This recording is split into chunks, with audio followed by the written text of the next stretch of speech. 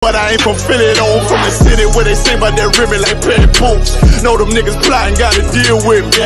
Can't catch me slipping, got to steal with me. Just left Alabama, bought a chopper from some hillbilly move. He made, my they feel the blade. Leave them all bruised, come through like a plague. Rebel off the leash like a dog out the cage. Call me Johnny Blaze on One West Maine. Watch your step get stretched like a limousine. So my brother bring that blade back wet, that's by any little nigga, this that cult, need to talk. Niggas know I got blood in my cup, I just sip it like it's grenadine.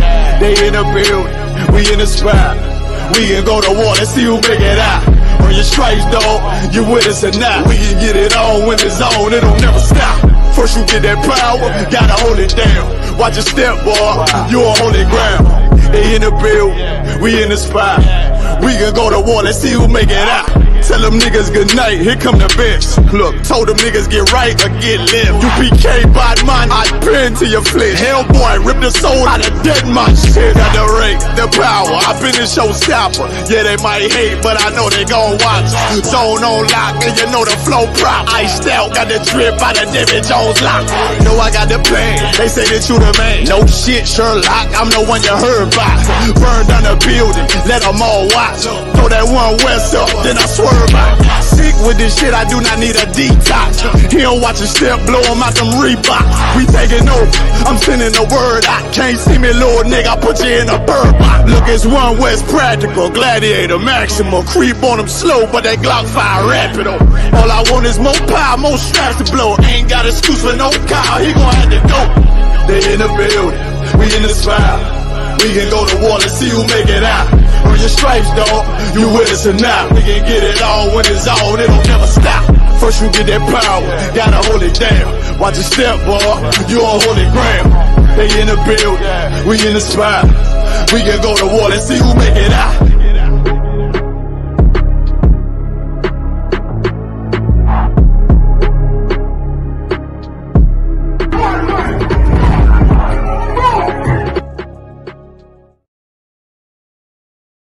Hey, Shalom, Israel, what's going on, man? Priest Captain Gohar here, standing with Officer Thabawan. We coming from Hollywood, California.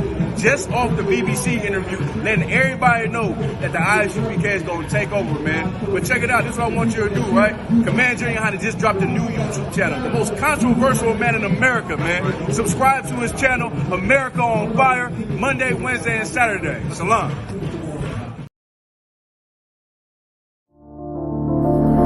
Back roll.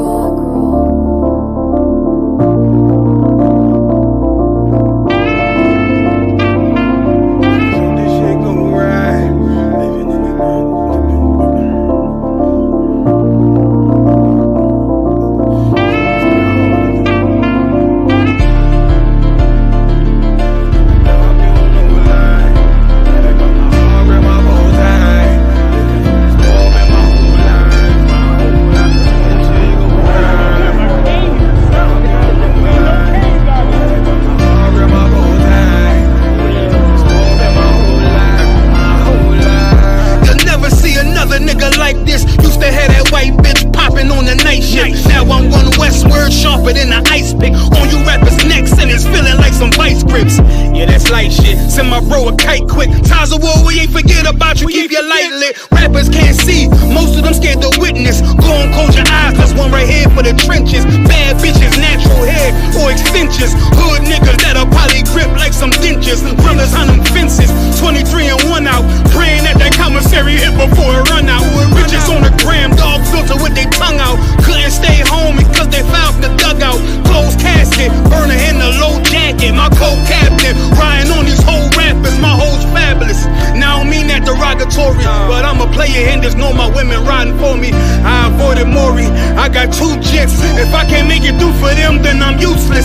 Sit down that roof, Chris, with a couple bosses. After the war, just to count our losses, it's not many. You see a smile on my face, but I'm not friendly. Going on my waist, sipping white Henny. I just hope this shit go right. Living in the dark, you don't know light. Gotta got my heart with my bow tie.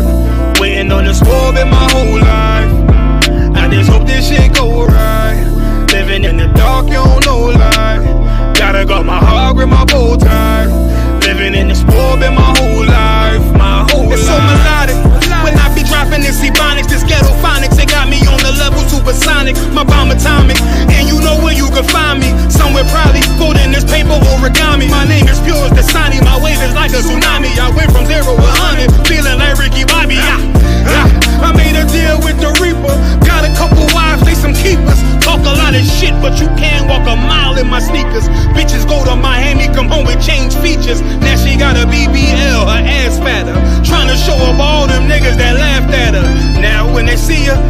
they wanna fuck her, they just wanna touch her, they don't wanna cuff her, they just wanna come and kick it with her like a punter. Turned her to a runner, now it's all aboard the train.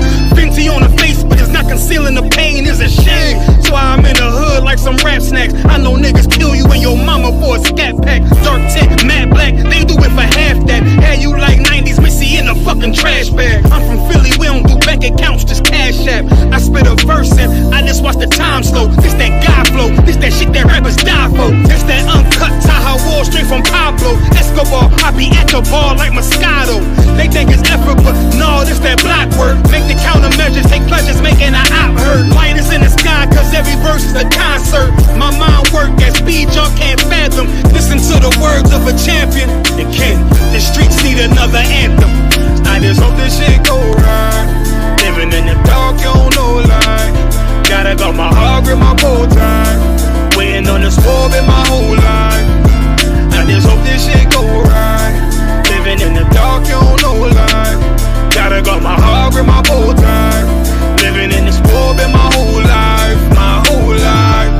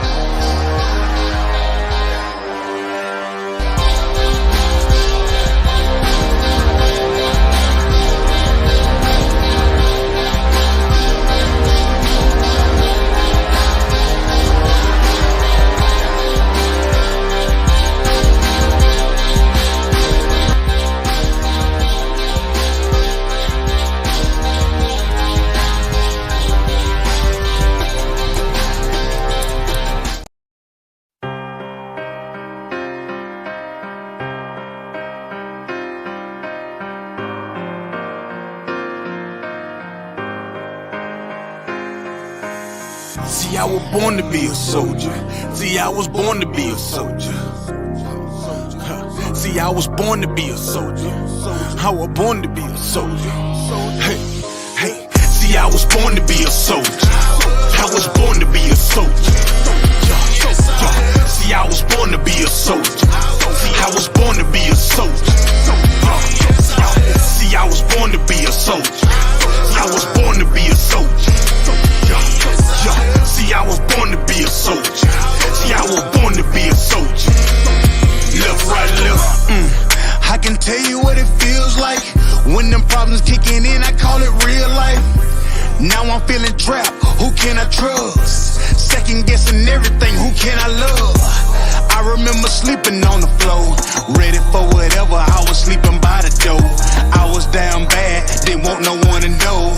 I was on my own, didn't have nowhere to go. Everything I seen was a test. I was born to be a soldier, nothing less.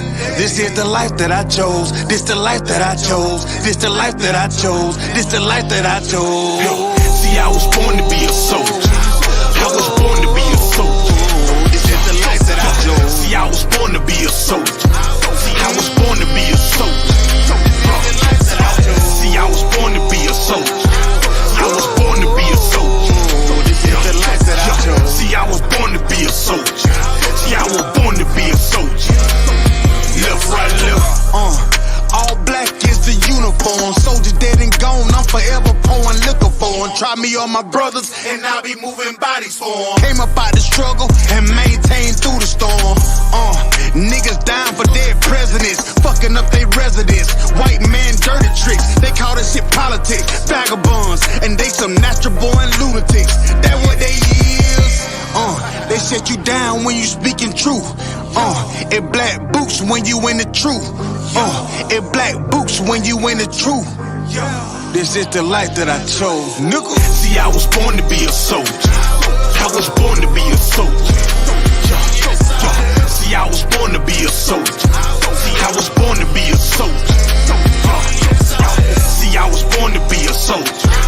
I was born to be a soldier. See, I was born to be a soldier. See, I was born to be a soldier. Left, right, left.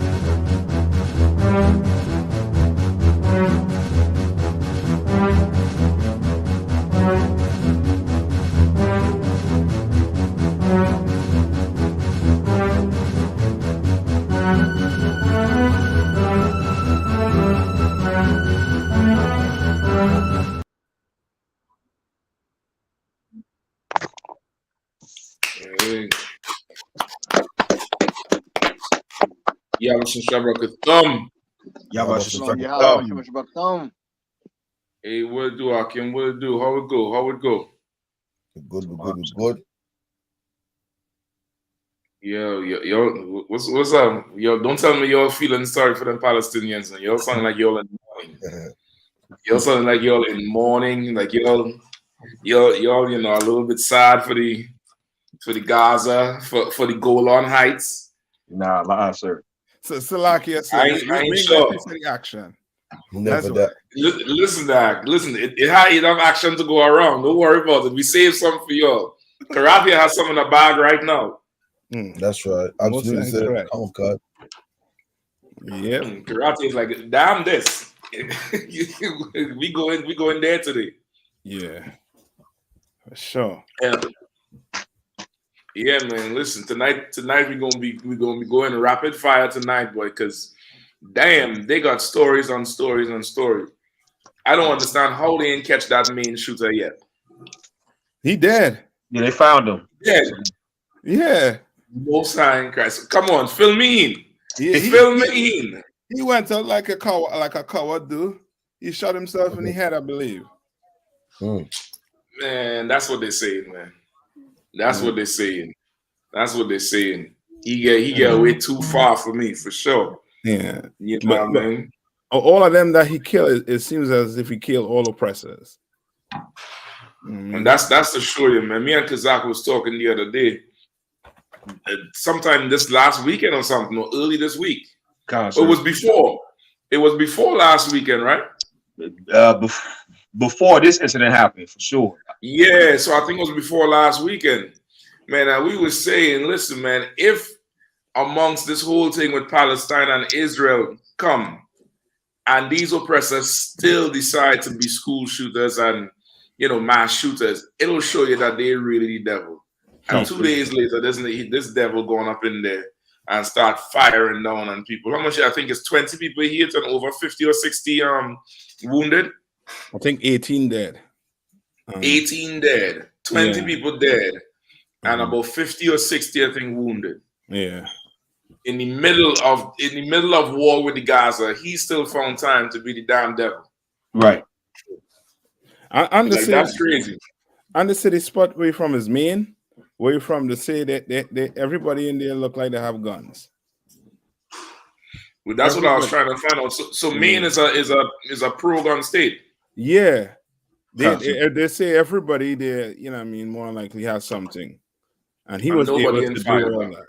No, right? Tri-Fold said Esau is the devil. The Bible speaks of. You absolutely right, bro. That's right. You're absolutely right. You know what I mean? Listen, man, big up Commander Johnny Hanna again. How the switching down Israel holding it down on this channel, Commander Johnny Hanna channel. Check him out every Monday night, 9 p.m. Eastern Standard Time. Check him out. All right. You could also check him out on Wednesday, Eastern Standard Time, 7 p.m. I believe he hitting it now from 7 p.m. Right. And, you know, we always on from 9 p.m. Saturday night, holding it down. I believe he's in California right now. You know, rocking it out with the brothers, blazed down the damn Hollywood stars yesterday, doing the do. Big up Cesario, man. Cesario got the jumper. He's the jump shot kid. He said down there with no jumpers, and they was like eating out his hand. They was in school. Yeah, they was absolutely in full school, and it was right. It was absolutely righteous and right how he was handling that thing right there. You know what I mean? And then all the brothers on the West Coast and the sisters on the West Coast for the West Coast cookout. I know y'all had a ball for sure. Houston coming up next end of November, and Commander Johnny Hanna has a lecture coming up on the addictions of pornography and video games and how it's ruining lives, and they both link together. They both down near, you know, part of the fishing plot to destroy black men. You know what I mean? Right. So y'all don't get quiet, you know. Don't worry. If you play a little video game, don't worry about it. Everybody get quiet. And it's just like, right. Yeah, man. So Arawadia say, I'm flicking the guitar strings to that good Gaza music. Yeah, man. That's how it go. I mean, so they get into it. I mean, y'all know we had the usual suspects every weekend. Of course, yeah, Captain Nathak, you know, coming out from North Carolina by way of DC, down with us. Yeah, I mean, all the way. You know, yeah, Captain Kahan holding down the South, you know, Texas, Mississippi, Louisiana, you name it. You know what I mean? Big Cap himself done that at 10,000 Captain Karaf. You're holding on the whole of the UK. What's up, bruv? Yeah, I mean, and we are Officer Kazakai Mad holding down DC. Yeah, I mean, making them cry, bringing the pain. I can't bring the pain hardcore to your brain. That's it. Yeah, I mean. So let's get into it, man. What we going into first? The Warships or the Maine dude? I didn't know he committed suicide. Gotcha. I did not know that. I thought they were still looking for him. No. I got the main article right here, sir. Please, Kawakan. Suspect in Maine shooting rampage is dead from apparent self-inflicted gunshot, authorities say.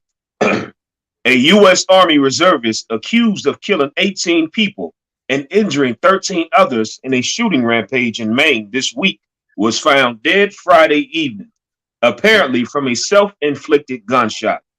After a two-day manhunt, a state official said. Robert Card, accused of committing Wednesday's massacre at a bowling alley and a restaurant in Lewiston, Maine, was found dead around 7:45 p.m. Friday near the Androscoggin River in the Lisbon Falls area, about some 10 miles Lewiston, State Public Safety Commissioner said. Maine Governor Janet Mills said she is breathing a sigh of relief tonight, knowing that Card is no longer a threat to anyone. Now is a time to heal, Mills, who said Maine State Police found the body. Tonight, the city of Lewiston and the state of Maine begin to move forward on a long road to healing. Card's body was found in an area near a recycling center from which he had been. If I could, because I mean, I don't know. I kind of need to see, you know. Like you say, Maine was a gun state. Then police show up with the what's called that? The militarized vehicles. Right. Mm-hmm. And he just off himself. We don't even know if that's him. I think they say he was like in the woods. They was trying to track him down because at first they surrounded his house, right? But they didn't want to go in. You understand? And then they went into Breonna Taylor house. Yeah, but this they kicked in the door and went into Breonna Taylor house and put her down. Yeah, she didn't kill nobody. She was sleeping, and she was sleeping. Yeah, and she ain't no marksman. This dude here to say he is a marksman. Is once Esau recognized, you know what I mean, there's somebody that could end his life, he tends to take extreme precautions in trying to. I think there's a word for that. That's not precaution. That's called cowardice. Yeah. Mm-hmm. That's what that called. That's what I call them old school cartoon. They'll say you have a yellow belly. Mm-hmm. Yep. That's what they'll say. They say you have a yellow belly. Yep. That's called cowardice, brother. Mm-hmm. Like, damn. Like, I don't even know if he's even. When I first heard about it, I thought he was like an ex-cop or something. Because to hit that many people and to be able to move in that manner and have the police backing up off of you, you had to be some ex-law enforcement or ex-military. Yeah, he's That's military. the only people who they back up off of. Say again? He's ex-military. He's ex-military. I figure so. He was a sergeant in the military. So and he was a marksman too. So he know how to, you know what I mean, to put them down. He was a trained killer. So, excuse my language. He was a trained unaliver. You know what I mean? He was a quintessential oppressor. Yep. Yep. Yeah. And as I say that too, I mean, I know we're gonna get to it too, but it goes back to the same thing with Israel and them Hamas people. They said that that same when Hamas came in to Israel, they say it took the military at least 6 hours to respond to the whole ordeal. Because they were dealing with men who could shoot and, you know what I mean, who willing to, who just throwing their life, you know what I mean, at whim. And they said that them men take back a good number of, they have a good number of military personnel with them. And I think that's why they ain't hesitating to go in. You know what I mean? But, you know what I mean? It just goes to show you, once you show up and it's a gunfight, he thinking twice. And as I said, that's a sign of a coward. You understand? Yep. Like he thinking twice. You train to do that, but it's almost like I could lose my life, and I ain't ready to do that for these people. You know what I mean? Yeah, like, that's crazy. Did he leave a manifesto or any kind of motive for what he did? It doesn't say so, sir. It says they haven't announced a motive in the shooting. You know what I like to do with them? They're saying he crazy. They're saying he had mental issues. They say he was released before this. I think he spent 2 weeks in the mental hospital. You know what I mean? So they know something was going on with him, and he told them. Yeah, and he told them that, voices I think was telling him to kill, to go on some base or wherever and just kill people. And somehow they still ain't go take his guns. They know this man, he is a trained unaliver. He has mental issues and you still leave him with them guns? Well, go ahead, make it gun load. They really dropped the ball on this one. Mm-hmm. They really dropped the ball on this one here. Yeah. You know what I mean? And go ahead, it's lucky. No, I said all we had to do is just tell the Lord to that no brother or sister get caught up in them crossfire. That's right. That we know of so far. I mean, did they identify all the victims? I think the article, if you go lower down, they have all the 18 victims. I think the article that we have, if it goes all the way down, you know what I mean. From just remembering what I looked Yeah, at. not all of them devils. All of them. Yep, they got the picture of all of them devils, sir. Listen, man, the Lord moving through this earth, man. And Yeah. all we best just stay out the way. Yep. Stay out these heathens' way. Let them fight each other. Let them harm each other. Like they were staying out the way when we was doing it to each other. When we had the gang warfare and the turf warfare, they said, listen, man, let them take each other out. Yep. Less of them for us, less N-words for us. See, we got to do the same thing now with them. We can't be trying to save their kingdom and their community and their society. You gotta stand back and buy a drink and some to eat and fall back in that recliner and watch this thing go to hell, man. I think Kahan trying to get something. Oh, Salaki, go ahead, Cap. Hey, Salaki, Cap, it's like an early Halloween. I know Halloween coming up, so he turned it in. He turned it into Michael Myers 2.0. With a weapon. You know what I'm saying? With a gun. So they want Halloween. Well, here you go. Yep. You understand the Maine man. The Maine maniac. The maniac from Maine. Right, the maniac from Maine. Yeah. And look at his face. Look at his face, Hakim. Like this looked like any oppressor you would pass in the supermarket. He looked like he'd beg on the side of the street in the median. Look, you come up to your glass and ask for money, and not knowing he is just a bloodthirsty, demon-possessed thing that they let out.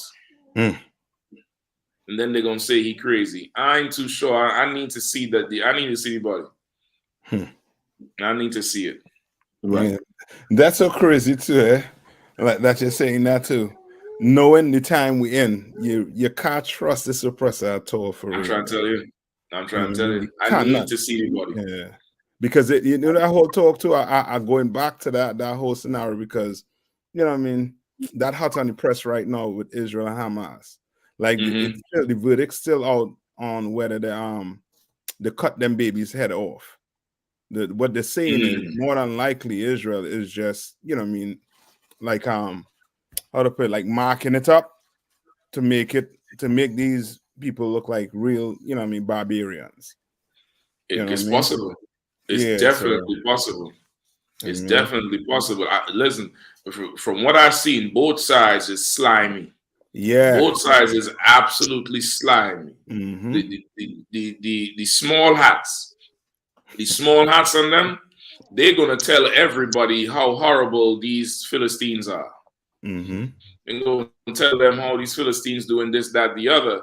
And these Philistines are a goddamn plague. They're a plague and pest. Witness it firsthand. They absolutely detest black people. Absolutely hate black people unless you under their foot. You sleeping under their foot, they love you. The minute you start standing up for your own people, they absolutely hate you. They're a bunch of bullies, man. The only difference between them and the small hat is the small hat got missiles.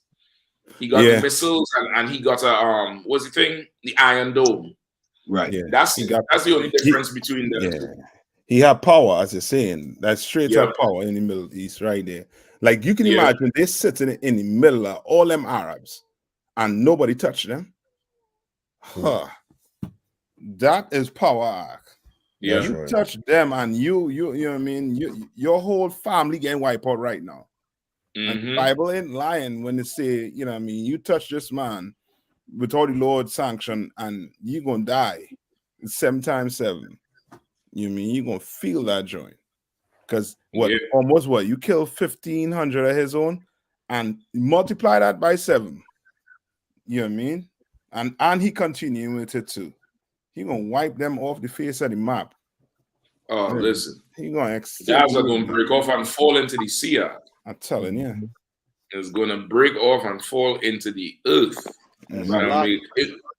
Go ahead, Cap. No, I ain't mean to cut you off, Caps, a lot. No, go ahead, please. And you know, everybody trying to make black people, Hispanic and Native American Indian people pick a side. Yeah. Right. Everybody trying to make us pick a side. Mm-hmm. But I still haven't heard what side the LGBTQI community, what side they pick. Mm-hmm. Right. I haven't heard what side, who they siding with. Why ain't anybody putting pressure on them? Yeah. And they asking us about this and about that. What does that have to do with the price of tea in China and the price of peace in Palestine? Not a damn thing. Yeah. They look, they stirring up the hornet's nest messing with the UPK. I'm gonna tell you Yep. right That's now, right. because we gonna break their heart. Mhm. We gonna Oh literally man, break their heart. Yeah. So like, you ain't I never yield. lie. Not Cap, you ain't never lie right there. You ain't never lie right there, brother. Hmm. You know what I mean? And these people want you to feel sorry for them. Meanwhile, they cannot feel for nobody else. You know Yeah. what I mean? And I want to get to that story too. I think it's like the last story on the list where Mhm. the reservation is damn near not pledging allegiance, but sending their support for Palestine. And it's so, you know, I think that in fact you mentioned this a few weeks ago, is like once again we such slaves. Mhm. We such slaves in this place where we oppressed too. And we could feel for them. But they're free to really rage and hate their oppressor Mhm. and do whatever. But we not. We always looking up and joining forces. But Right. nobody ever doing anything for us. You know what I mean? I think it's number 19. Yeah, and if that's the case too, Cap, Yeah. if you listen to most of them Palestinians when they're crying, the boo-hooing to them reporters and them, they Right. like to make claims to the Native Indian. You understand? And yet again, they're trying to separate the Native Indians from us, from the Hispanics. You know what I mean? By calling the apply out. Yet the Native Indians was here first, but they Right. was not the first on that land. That's our land you're on. So I Exactly. understand we're really trying to, you know what I mean, compare it to. You know what I mean? If you had to compare it to that, then you had to make claim to black people and all too. Like say it, go all the way, say it, but they will never bring black people in it, because if they bring us in it, we have a stake there too. They're keeping us out of everything. Even, you know what I mean? Even the Hamites and them, they're keeping us out of everything. But they like to make that play on the Native Indians because it's a fact, a known fact, what Esau or the oppressor did to them. You know what I mean? Yep. And it's like the optics of it, the history of it. They try to align it together. Yeah. They try to align it together. Like when I don't know if you all saw recently where the Prime Minister of England met with Netanyahu. I think this was last week Friday. Mm-hmm. And he said that the Palestinians are the new Nazis. Yeah. You see that? Brother. That's crazy. Brother. I'm like, y'all just drop bombs on these people. And they're the new Nazis. Oh man. I was like, listen, whoever's writing that script, I think that's one of the people from the SAG, from the Screen Actors Guild who's striking. Right. They can't write no movies. They can't write no movies for Hollywood, but they're writing a script for these damn politicians. Right. So like Cap, go ahead. Cap, they wouldn't put that script on Tubi. I want to say this. Now hold on. Now I'm so sick of both of these. Look, now Netanyahu, he want to frame them. He like they like to control the narrative. Remember, they run Hollywood, so they trying, but it don't fit. Every actor eventually forget his lines, his script. Eventually, if he acting. So now here we have it. They trying to say they the Nazis, and then the other thing is I want to point out is both of them claiming Abraham, both of them claim to be religious, but not either side is saying God did this. Yeah, right. Neither side is saying, you know what, the Lord allowed this, the Lord done this, the Lord is doing this. Right. They not saying that. They both have prophets. Right. Why they ain't saying this judgment from God? Mm-hmm. Exactly. They hypocrites. Both of them. Yeah. Yep. The Bible said a bastard gonna dwell in Ashdod. Right. That's Mhm. right. Lord said that was gonna happen.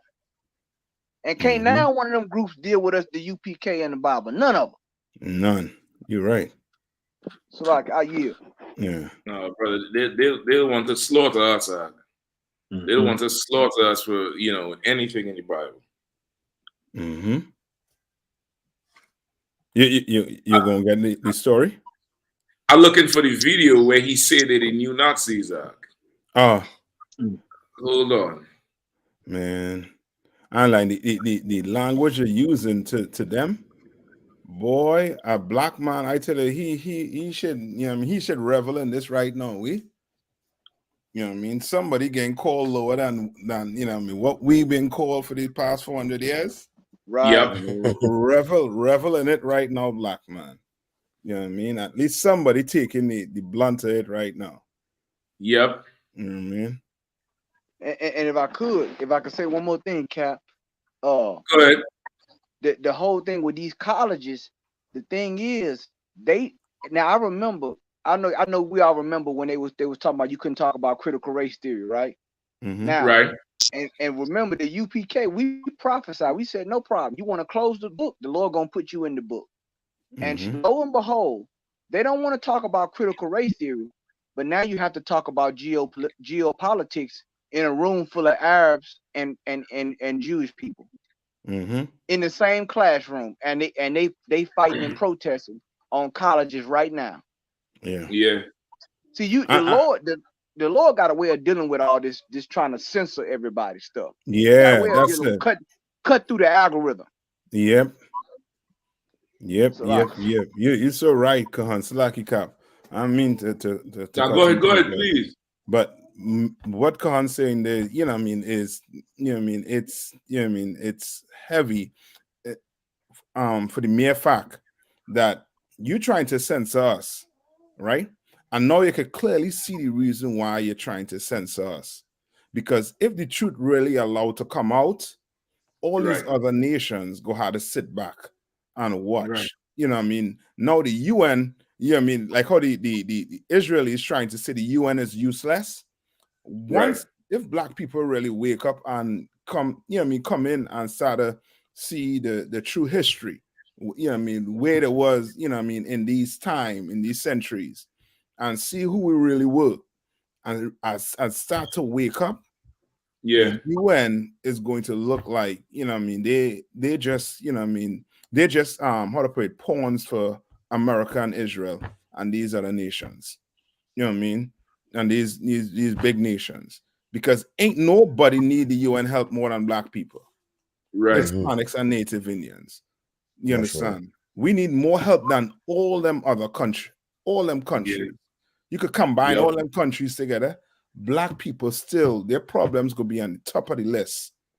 You know what I mean? You tell me you have Mexicans on the border in cages and the UN is saying nothing about it. Nothing. UN is saying nothing about it. Black people living in the ghettos where it looked like a bomb drop in it, and the UN is saying nothing. They could clearly see the health disparity between black people and the so-called oppressor. They could clearly see the problems that are taking place here is way worse than what's going on across there. You know what I mean? They getting blockade for what, 56 years? We've been blockade for what, over 400 years? Easily. And you crying, you know what I mean? Watch what they're doing to the Puerto Ricans. Ain't nobody come out and cry for the Puerto Ricans. The Puerto Ricans, they have to before anything come to on their land, it had to go through America. So they getting tax on top of tax. Right. And ain't nobody crying for the Puerto Ricans. Nobody. Right. Yeah. You know what I mean? And nobody calling the border patrol the new Nazis.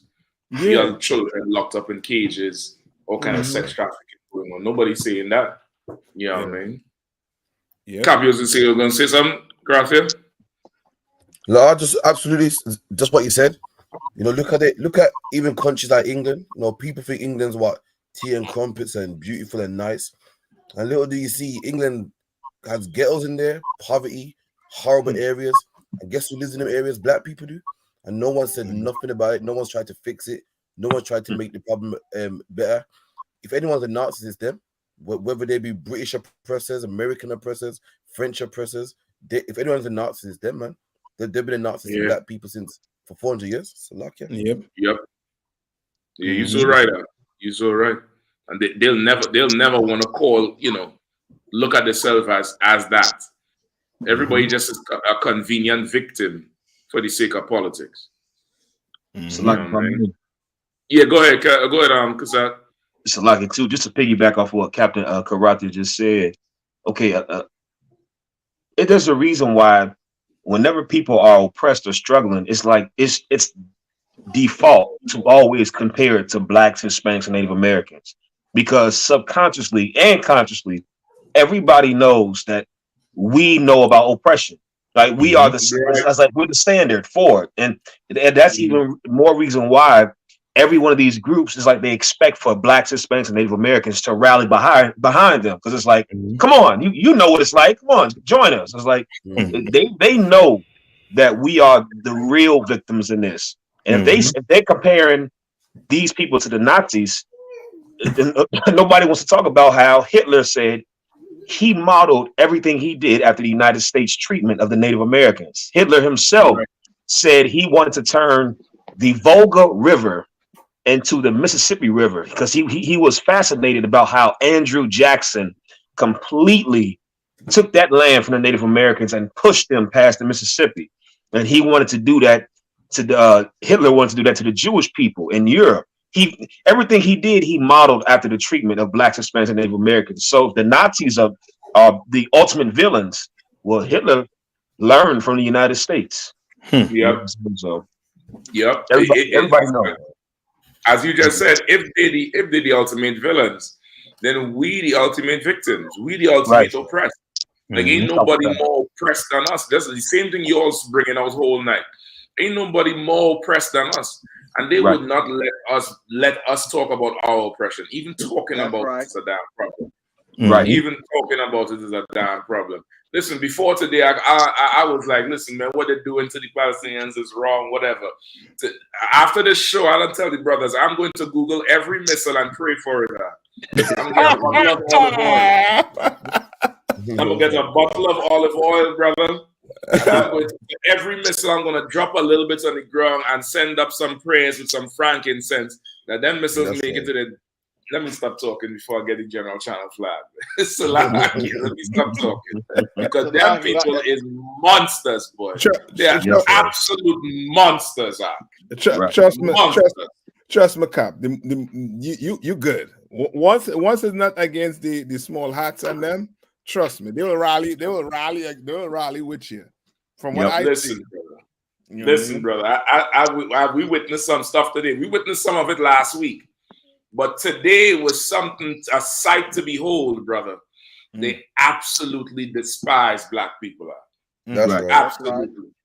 While they live in fat in England, after black people done soften up England for them and make England, more civil for them to come in, and they done come in.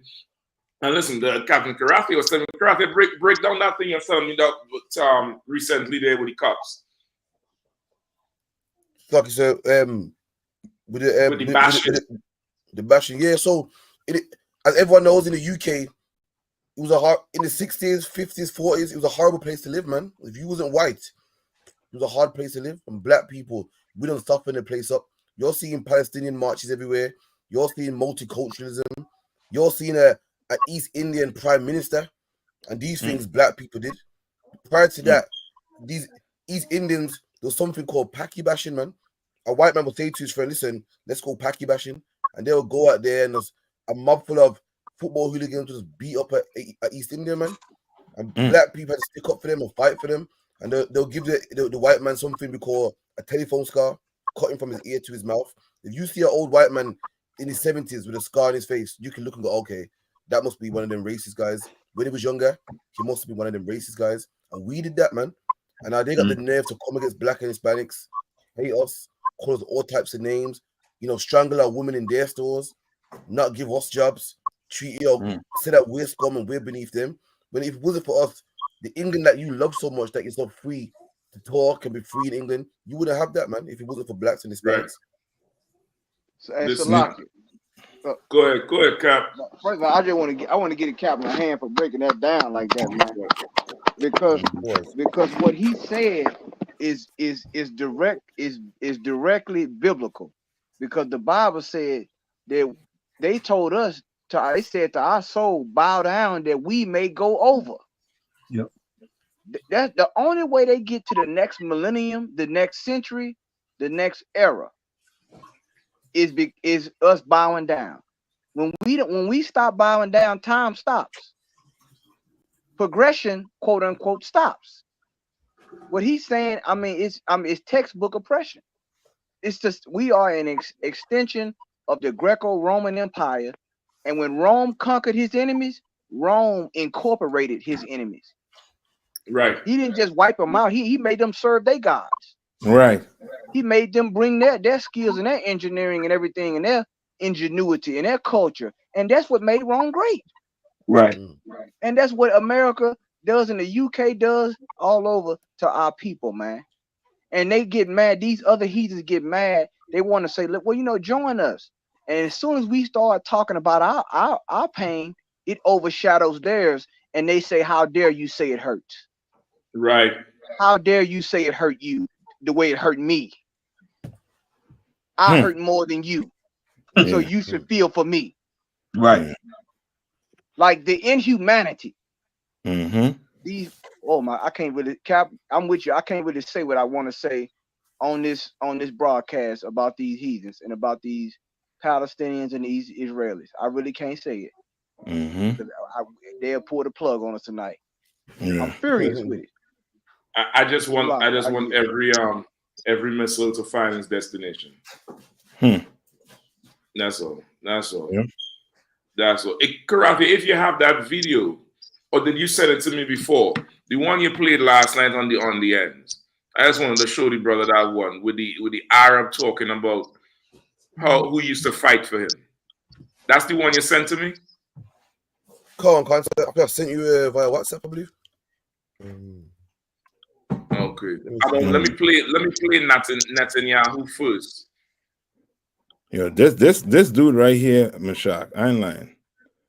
Boy. Yeah, this dude right here. Boy. Oh boy. Why they doing that, Cap? You know he have a son in America here, right? Who, Netanyahu? Yeah, 32 years old. He does not want to go back to Israel. You know why? He'll have to go. He ain't trying to go to war. Yeah, he ain't trying to go to war. He know he'd have to go on that front line because he can't be no general. He gonna have to be, a foot soldier. You know what I mean? But talking mess all the way from America. Right. You know what I mean? Is it yes, I'm gonna play this one here first. Visited here called Hamas the new Nazis. He was right. You fought the Nazis 80 years ago resolutely, and the entire world supported your action. President Biden called Hamas worse than ISIS. He's right too. Hamas are the new Nazis. They're the new ISIS. Pause that. And we have to fight them together, just as the world. Meshach, you gotta stop, man. but brother, this is so heavy in that it's ironic at the same time too, because Hitler, how to play it? I don't want to say it's nothing to get the stuff jammed up, but boy, they creating Hitlers. You understand? They created Hamas. They created Hamas to fight the PLO. You understand? They try to do the same thing America did when they went and gave the so-called, I think they say they have like 7 civilized Native Indians. That's the ones they went to and gave guns and make them fight the others. You understand? Right. Like the oppressor always find a way to come and divide you. You understand? Like Jay-Z and them, they divided from us because of money and the oppressor knows all he had to do is give these athletes money and a contract, and even though they see and want to say something about what's going on with black people, they cannot say it. And he find a way to divide you. And his use of money, wealth, is one of the ways he used it to divide you. Well, he did that with the Hamas and them. You understand? He tried to put them in there to try and so the division, so they'll never get strong. You understand? Right. You know what I mean? They would fight. That was them trying to fight Arafat. You understand? Because I Arafat, remember. you understand? So now you go give a group power, guns, money, and you start to, you know what I mean, dictate what they're doing. Before you know it, because it's not of the law, they're going to turn and bite you.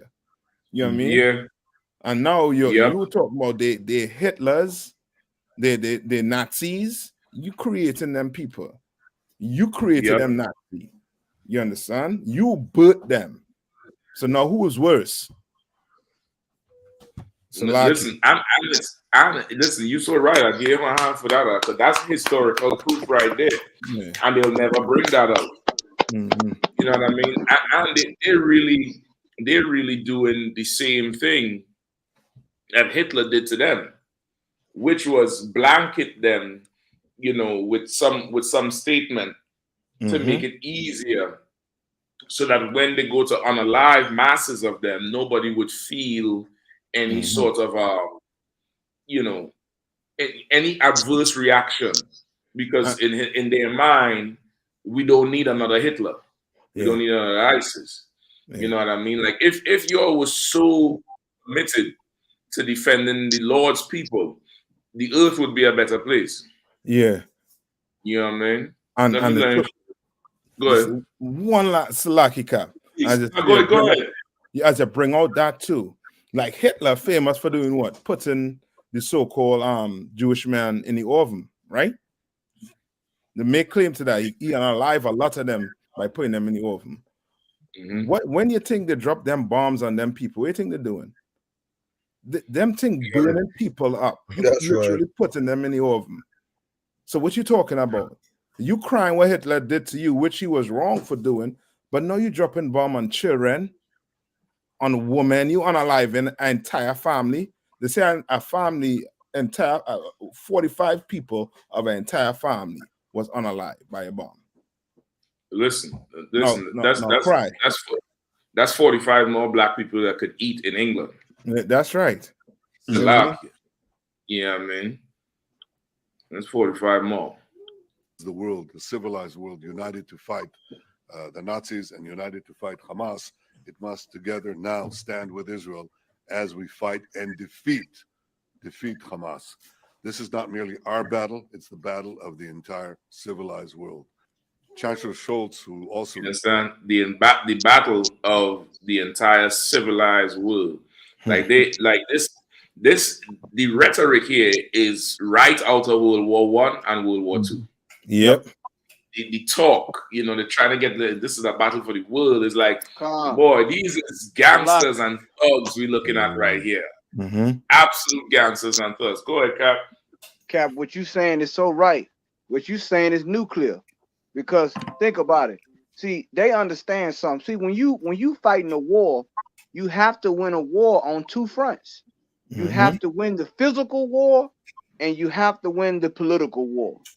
It's the same thing with what happened with the Civil War in the South, with the Confederates and the Union. Now, the Union, they won the physical war, but they lost the political war with the South, which is why they were still able to hang them battle flags and build monuments to traitors like Robert E. Lee. You understand? So that's the thing. You know, it's the same thing with Vietnam. They trying to win the political war ahead of the war, the physical war, because they know it's gonna get bloody. Right. So lock out yield. Right.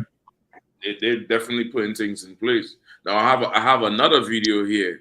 Captain Karath showed me this one last night, brother, and this is going right along with what he was just talking about there. Hold on. Bear with me.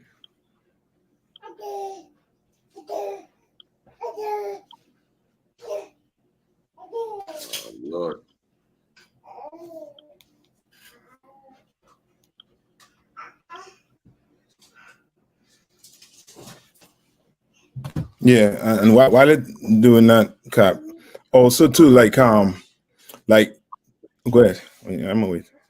Go ahead, go ahead. No, I can pause it. okay, no, I was saying the same thing you're bringing out with I think it's Kahan was bringing it up with the World War, the same rhetoric, right? Mm-hmm. They're trying to follow after what America did when they went after ISIS, and when they went for them Arabs when they took down Right. the Trade Center. You know what I mean? They're using the same almost the same exact playbook. You remember when Right. when Bush went into the UN and the UN told him, yo, you can't go into Iraq. They don't have nothing. Exactly. And he stand up and said, yo, either you're with me or you're against me. Yep. Basically telling the UN, F you, I'm going to do what the hell we're going to do. And went into Iraq. And they basically trying to tell people, if you're not with us, you understand, then you are you are with these murdering bastards. You That's it. understand? Almost like you trying to force us to choose our side. Why you gotta force Yeah. us to choose our side? Nobody choose our side. You insure the boats. You know what I mean? You small hats insure the boats to make sure they were you know what I mean, that the so-called oppressor in America here was able to bring us, you know what I mean, across here. You understand? So Yeah. you choose, you know what I mean, America's side. You didn't choose our side. Right. Nobody choose our side. No, but now we must choose our side. Man. With no kind of choice at all, and without even acknowledging what we go through. Yeah. It then even coming and saying, listen, man, we know y'all being oppressed by white man over there in America and the Chinese there in South America and the Chinese in the Caribbean, East Indian. But listen, man, we know y'all oppressed. We want you to, come and share with us your experience so we know how to survive. They're not even acknowledging that part. No. And then coming respectfully. They just, free Palestine, come fight with us, come fight for us, or else we'll do to you what they're doing to us. Yeah. Horrible people, man. Yeah. Horrible. Almost want me to keep a roll of toilet paper at the camp. I mean, you want us to help Palestine? Look, a roll of toilet paper. I think they will need some of that. Take this back to them. Let them use that as Band-Aid. You know some what I mean? hand sanitizer. You know what I mean? Take that back and use it sparingly. Man. Use one block. Let me play this video here. We were getting bullied. It was only the black people that was sticking up for us. You understand? So we had something in connection with one another. You understand where I'm coming from? So it's like the white guy used to call us terrorists and you're the reason, 9/11 happened and because of Iraq and so on and so forth. They were cursing us. Anytime we used to get hit or whatever, it was the black kids or whatever, they used to stick up for us. So growing up, I was always around black people. Even how he say that, it was the black kids or whatever. We fighting for your dumbass, and you still so disrespectful towards us. And brother, the disrespect ain't stopping there, Akim. You're gonna hear it. He's on a podcast with other Muslims, and I think there's an imam on there. Anytime we used to get hit or whatever, it was the black kids or whatever, they used to stick up for us. So growing up, I was always around black people. Do you understand where I'm coming from? So as I got to a stage where, like, you know what, all of my friends that surround me, yeah, they are black, but they're not Muslim. The only times I'm around Muslims when I come to the masjid. That's the only times. In madrasa, Monday, Tuesday, Wednesday, and I think it was Thursday as well, if I'm not wrong, 5:30 to 7:30. That's when I'm around Muslims. Did you ever ask the madrasa teachers, look, what's your, because you said, look, you didn't know it's haram at that time. No. I do feel, I don't know, and again, this is not to say you're not being honest, but like, brother, he's saying he didn't know it was haram around that time. Is he saying it's haram for them people to hang around with black people? It's all like that, you know. But we running up in there thinking, we could be brothers. My brother. fighting on behalf of you because we just such a better people. We don't want nobody oppressed. Mm-hmm. Meanwhile, secretly, when you go to your places of worship, you had to get cleansed because you've been around black people. Boy, it's crazy. It's a lot. It's a wild, crazy place. Go ahead, Cap. And see, them black Muslims got to speak for this. They got to say something about this. They act like it's not discrimination in Islam. You got to speak on this. But the problem is they don't think we know. They think we don't know about what's going on in Islam. We know more than what you think we know, and we know how they treating your black ass. Right. You understand? Right. You know what I'm saying? They prayers go to Allah first, not yours. You understand? Like they don't want it. Like I'm trying to tell you, Cap, I'm trying. Listen, Cap, I'm trying. But it's just show you how. And we could thank Martin Luther King for this. Thank you, Dr. Martin Luther King. That's right. Right. Because that is what got us putting everybody before us. Got us bowing down so who can go over? So the Arabs can go over, so the Christians can go over, so all these other heathens can go over. Because what? We bow down. We say, you know what, you go first. You know what I'm saying? Because we see the humanity in them, but they don't see it in us. Nope. No. They don't see it. That's what the Lord was trying to show us in the Bible. That these nations don't see no humanity in you. Let alone you being God's chosen people. That's an insult. Right. So like I yield. No, you're right. Yeah, please. And this shows how merciful black people are. You mean tell me, the Windrush generation, the first, black people that came to England in droves, fought for his grandparents when it was Paki bashing, fought them off against racist attacks, and then the grandchildren of the Windrush generation is helping him. He's talking about 9/11, which wasn't that long ago, and black people are still fighting for heathens, still making sure that they're okay. We were the terrorists. The oppressor didn't think we were the terrorists. The oppressor didn't care. We weren't bombing anything. We weren't known for having bombs. We weren't known for bombing planes, and we fought for him. And this man spoke on a podcast like we're disgusting. This man saying, "Guys, I got black friends, but what's the reason for that? I know I was hanging around with them disgusting black people, but there's a reason. The reason is they helped me when I was down. So please don't judge me. Don't look at me like I'm a bad person. I was only with them because at the time they were helping black people. So what was I supposed to do?" This man said it was haram and it was disgusting. It was a sin, not to hang around with weed smokers, not to hang around with gun busters or gang members, but with black people. Right. To think we fought for him. It's like, yeah, you sir. Listen, that's right. Listen, you hit the nail on the head there because you so right. He ain't say, some of my people is terrorists, and I was wrong for that, or he make it seem like just hanging around black people was just the worst thing he could have did. Right. So and he's apologizing for it using a quote unquote legitimate excuse. I used to get beat up and they could fight, so that's how I get to hang out with the the haram and them. It's crazy. That's crazy, man. Hey, Cap, the haram. Haram is like what? Like an infidel?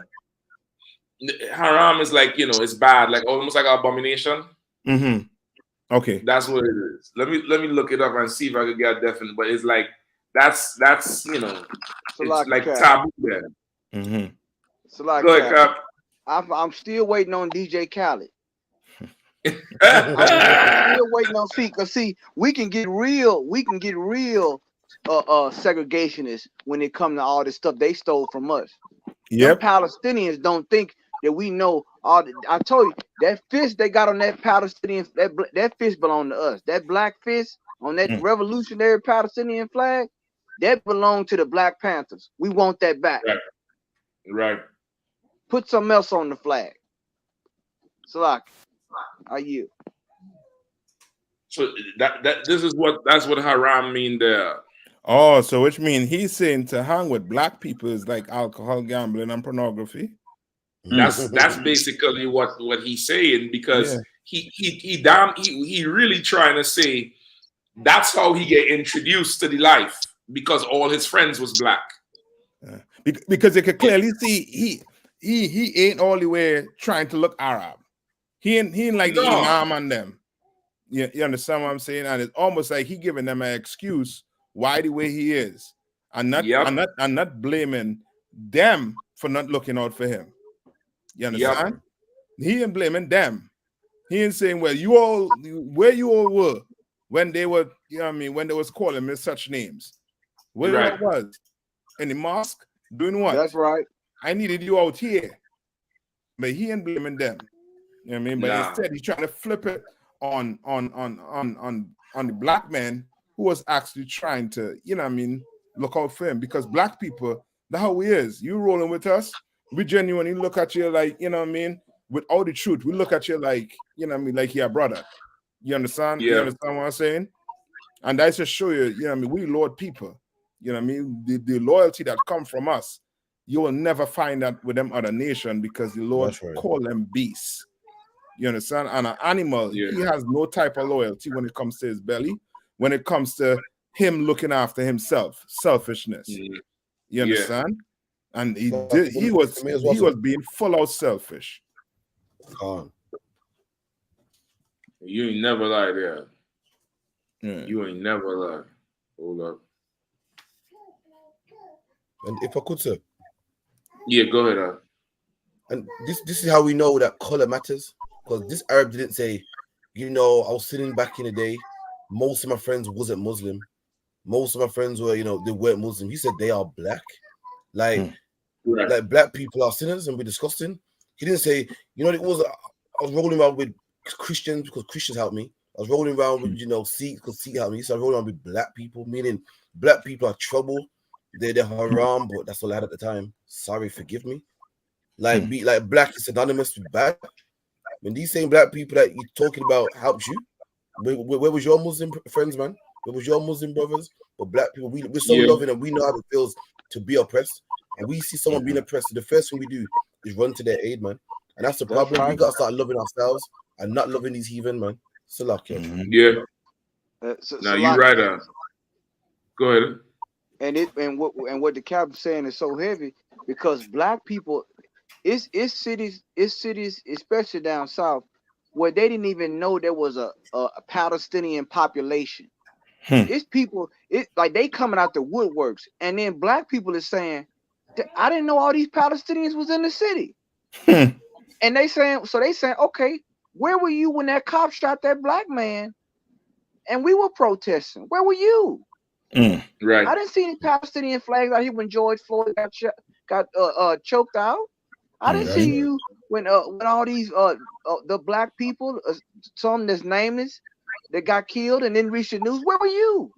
Now you out in droves, got the flag on the car, honking the horn, all on the side of the road and saying, "Come join us, we brothers." Where were you then? The Bible says an enemy cannot be hid in the time of adversity.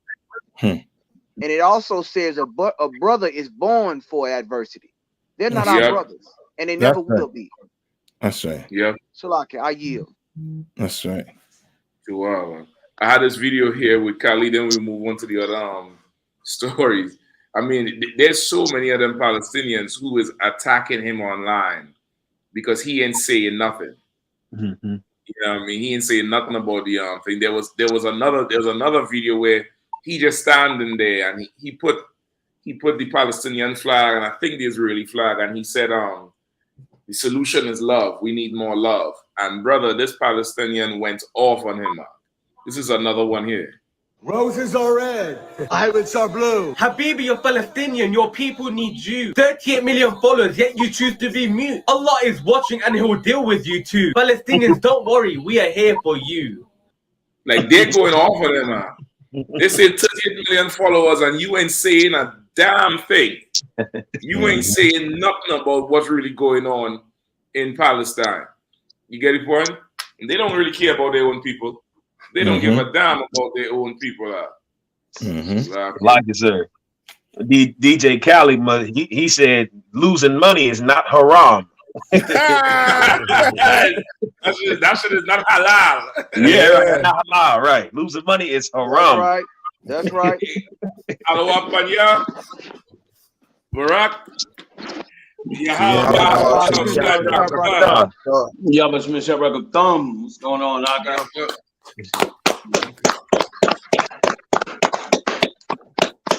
Got to come in here with you heavy hitters. See how it's going. What I been? We talking about the accuracy of them missiles. Them missiles had a hit in the most accurate place ever. Them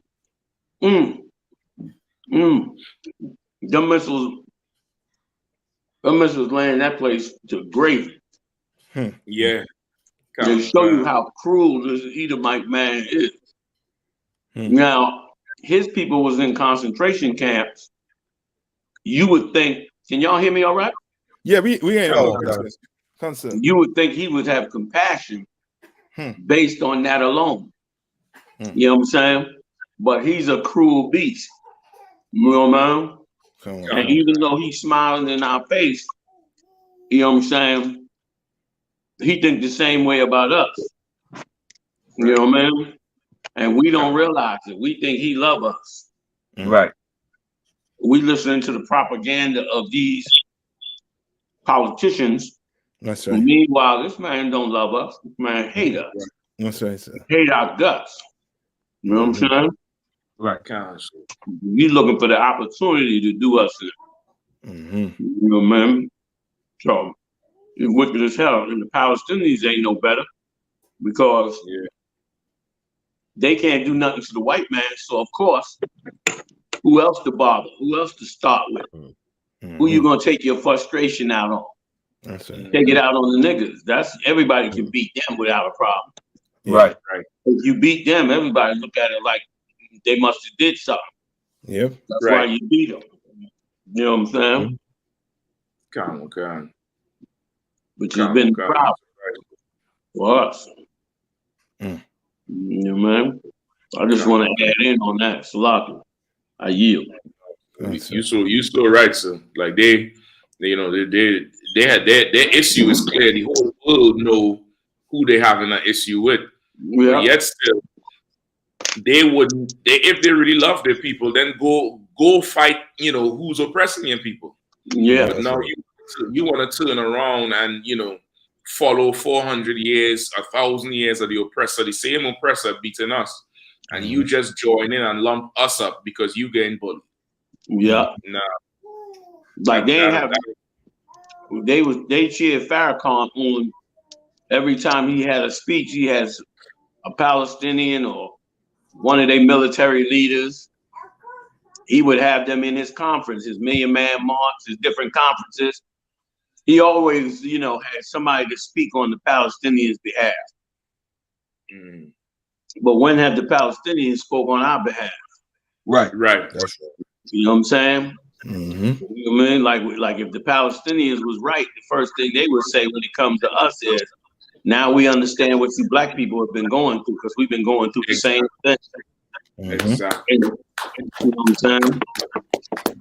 Now they would say, man, we honor you black people and Latino people because we've been going through this for a short period of time, but you've been going through this for hundreds of years. That's right. You know what I mean? Half a millennium you've been going through this. So we recognize y'all. But of course, every nation care about their own suffering. They care about themselves being loved. You know what I'm saying? But us, they could give a damn about. And on top of that, the Palestinians is receiving much love. Yeah. That's right. They're receiving much love for everything that's happening to them. They're putting pressure on the Israelis, telling the Israelis, you got to stop. Saudi Arabia just came out today and said it would be a deadly mistake. I'm paraphrasing because he may not have used the word deadly, but he said it would be a very big mistake for the Israelis to go into Gaza with ground troops. In other words, he's telling them, look, man, you pushing all the people against you. Now, a minute ago, he was about to make a deal with the Israelis. Now he's talking about, it'd be a terrible mistake. He trying to put it to him like, you go out and do that. That'll be a terrible thing that you do. Right. That'll be an evil thing that you do, and we might retaliate or or we'll pull back, or whatever they might decide they want to do. So the Palestinians getting heads of state to speak up for them. Yeah. Ain't no heads of state speaking up for us. Right. You know what I mean? African nations are all in the UN. They all in there. You know what I'm saying? They want us to come to Ghana and spend our money and all that, but they don't, none of them turn around and get up in the UN and say, we want to speak about how you've been treating our black brothers over here in the United States. Right. Yes, you've been evil, you've been wicked, you've been this. They ain't saying nothing about none of that. That's know right. what I'm saying? So they don't, so we don't get the love.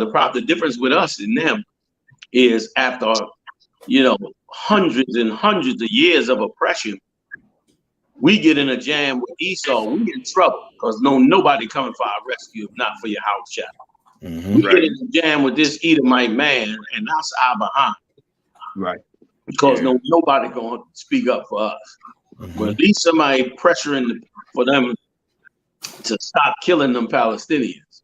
They come to kill us, everybody gonna act like they deserve it. You're right. They gonna say they gonna say they deserve it because they're criminals. They think what happens to the Mexicans coming across that border, drowning in that water, getting locked up. You know what I'm saying? Catching disease, starvation. They think that they deserve it because they one of the 12 lost tribes of the children of Israel.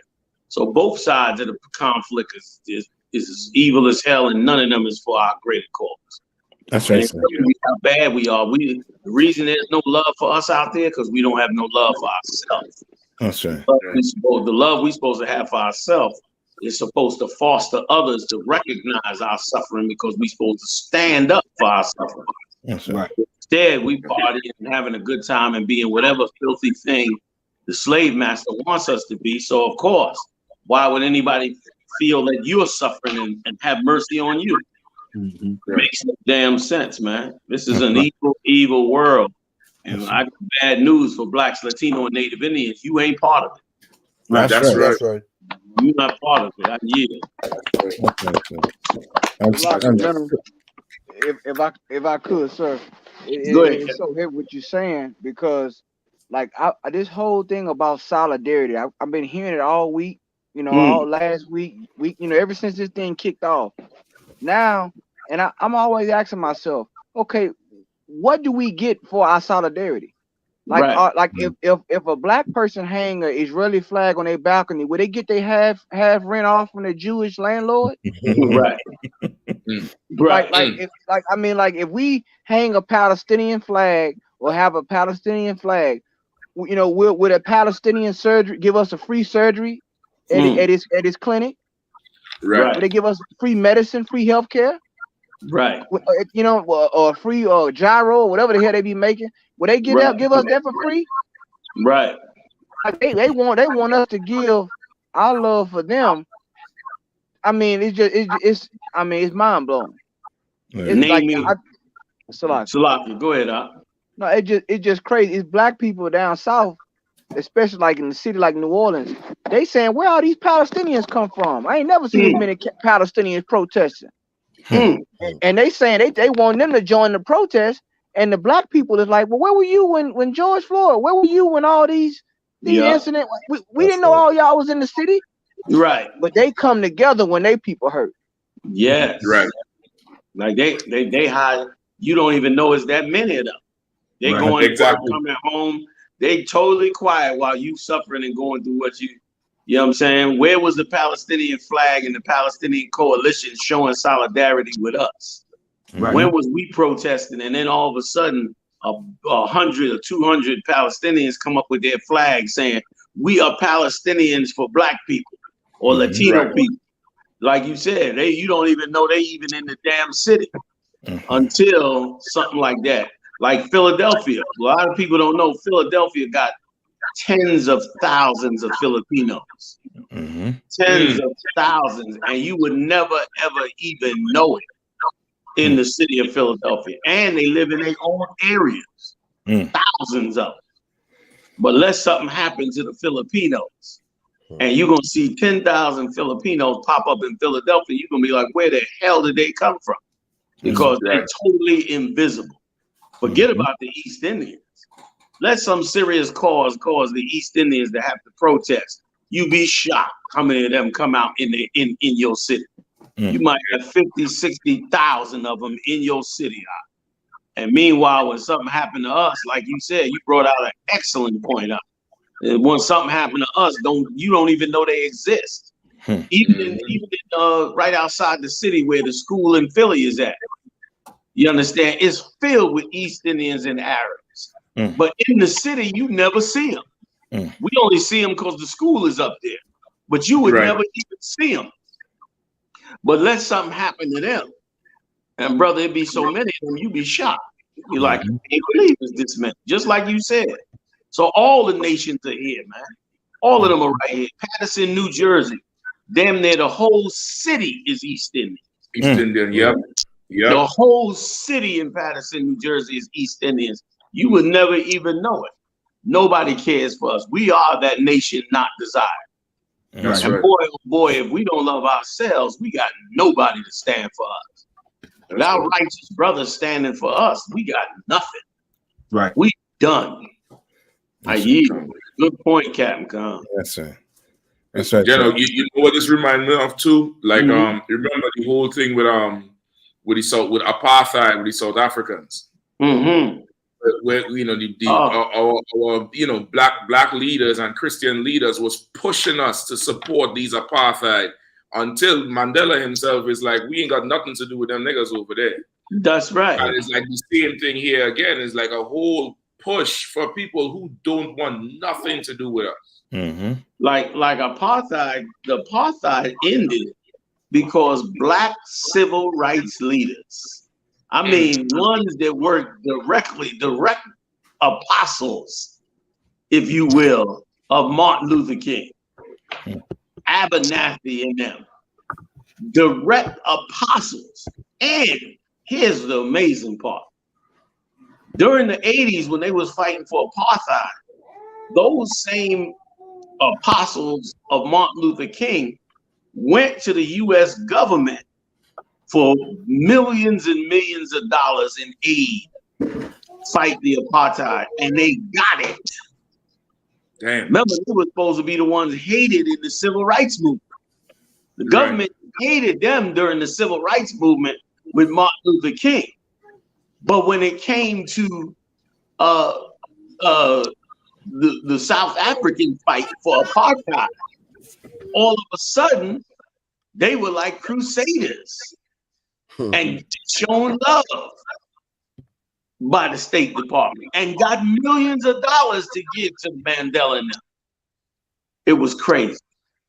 It was crazy. Same civil rights, and they did it, and they were so quiet about it, meaning they pushed themselves in where you couldn't really see that they were the ones running. Because, of course, they didn't want the question to come up, why these black civil rights move? Remember, Martin Luther King was the only one that died. So where all the rest of them? Right. Where Jesse came and stood up, but why they wasn't standing with Jesse? That's right. Because they was off in South Africa somewhere trying to save Mandela. And sitting in the background, not letting you see that they were the ones breaking down the whole apartheid system. Right. They didn't want black people to come out and say, hey, what are y'all doing? Right. You're supposed to be over here getting us more free. You're supposed to be in the fight. You done gave up with us. And they lied to Jesse and told him, look, man, we're going to make you president. Which was a lie. Went and got Bill Clinton and made him president. They told him that and gassed him up. And he thought that's why he made that statement when Obama got in. He said he would cut Obama's balls off if he could. Yeah. Remember that? You're right.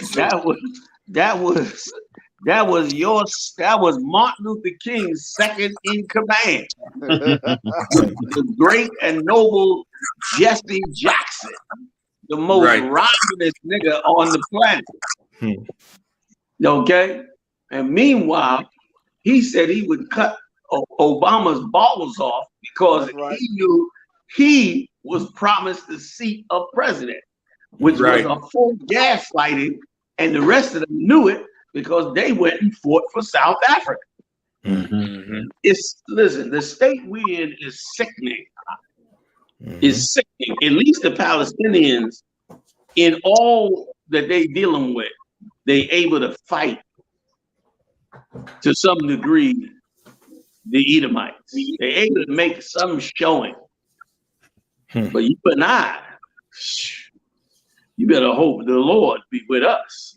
And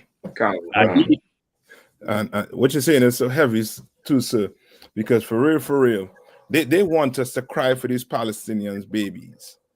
When our babies were dying by 400,000 a year. You understand? And Nobody and still are. Cancer, and nobody crying for our babies. And they ain't going to their Arab brothers and saying stop selling drugs to our black brothers. Yeah, cancer. And they want to complain about being in a prison, open air prison. Well, black people across here, over 2 million of us in prison right now. Not in and 13 million in an open air prison. You understand? So you know what I mean. So I don't know. You know what I mean. What you're complaining about? They say boots up, man. And so they complaining. Right. They got 5,000 in prison. We got 2 million. They complain. Yeah. If I could, like I said, I would have said the same thing with them Palestinians. Pull yourself up by your Palestinian bootstraps. Just like the Ukrainians, pull yourself up. Like you know what I'm saying? Like but you know what's so crazy? It's a cautionary tale when we really see these things, because war exposes, it gives us a front row seat to see how these other nations conduct themselves when they oppress. Right. It gives us a front row seat, because we can sit back and see. We can see how much money they put in the country, how much infrastructure they trying to build. Right. All these different things in the middle of war, the Lord is showing you, this is what I've been trying to show you all along. But it took war for you to see it, because you couldn't see it in a time of peace. So war had to happen. So now all the facade can be put to the back. And also too, sir, like what Kahan bringing out there is so heavy also too, because just take a look at the media and how they suppress black people in the media. You understand? The Palestinians, they're complaining about that right now, that the Israeli, they're holding all the narrative, they have all the money, all their things are being played right now in the news. You understand?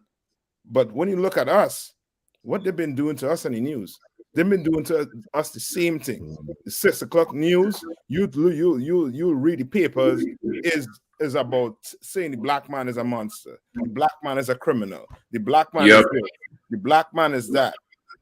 But nobody come out and say nothing. Yo, what you're doing to these black men is wrong. Right. But now the media doing it to them. And now they're complaining. Now they want us to stand up with them. No, you all go hold that. You all barbarians. You all you ISIS lovers. You Nazi lovers. The new Nazis. Yeah, you all hold that. We've been holding it for you know what I mean, all the derogatory names. We've been holding that for years, and nobody said nothing. We've been holding the 6 o'clock news for years. Nobody said nothing. Yeah. So like Cap, what you saying? That quote they just put on that cap, that's heavy. Where's the Palestinian Martin Luther King? Where he at? And you know what's so heavy? And look, this I was thinking about this the other day watching the news. Where are those non-violent black civil rights leaders at now? Right. Because see, a boycott can't fix this. Yeah. Them Palestinians ain't talking about boycotting nobody. They talking about unaliving somebody. That's what they talking about. Like it is spilled over into academia. Remember, they tried to stop us, the UPK, from talking about the truth, and then try to shut down critical race theory. Well, now you got some way more worse than critical race theory now in these colleges now. Yeah.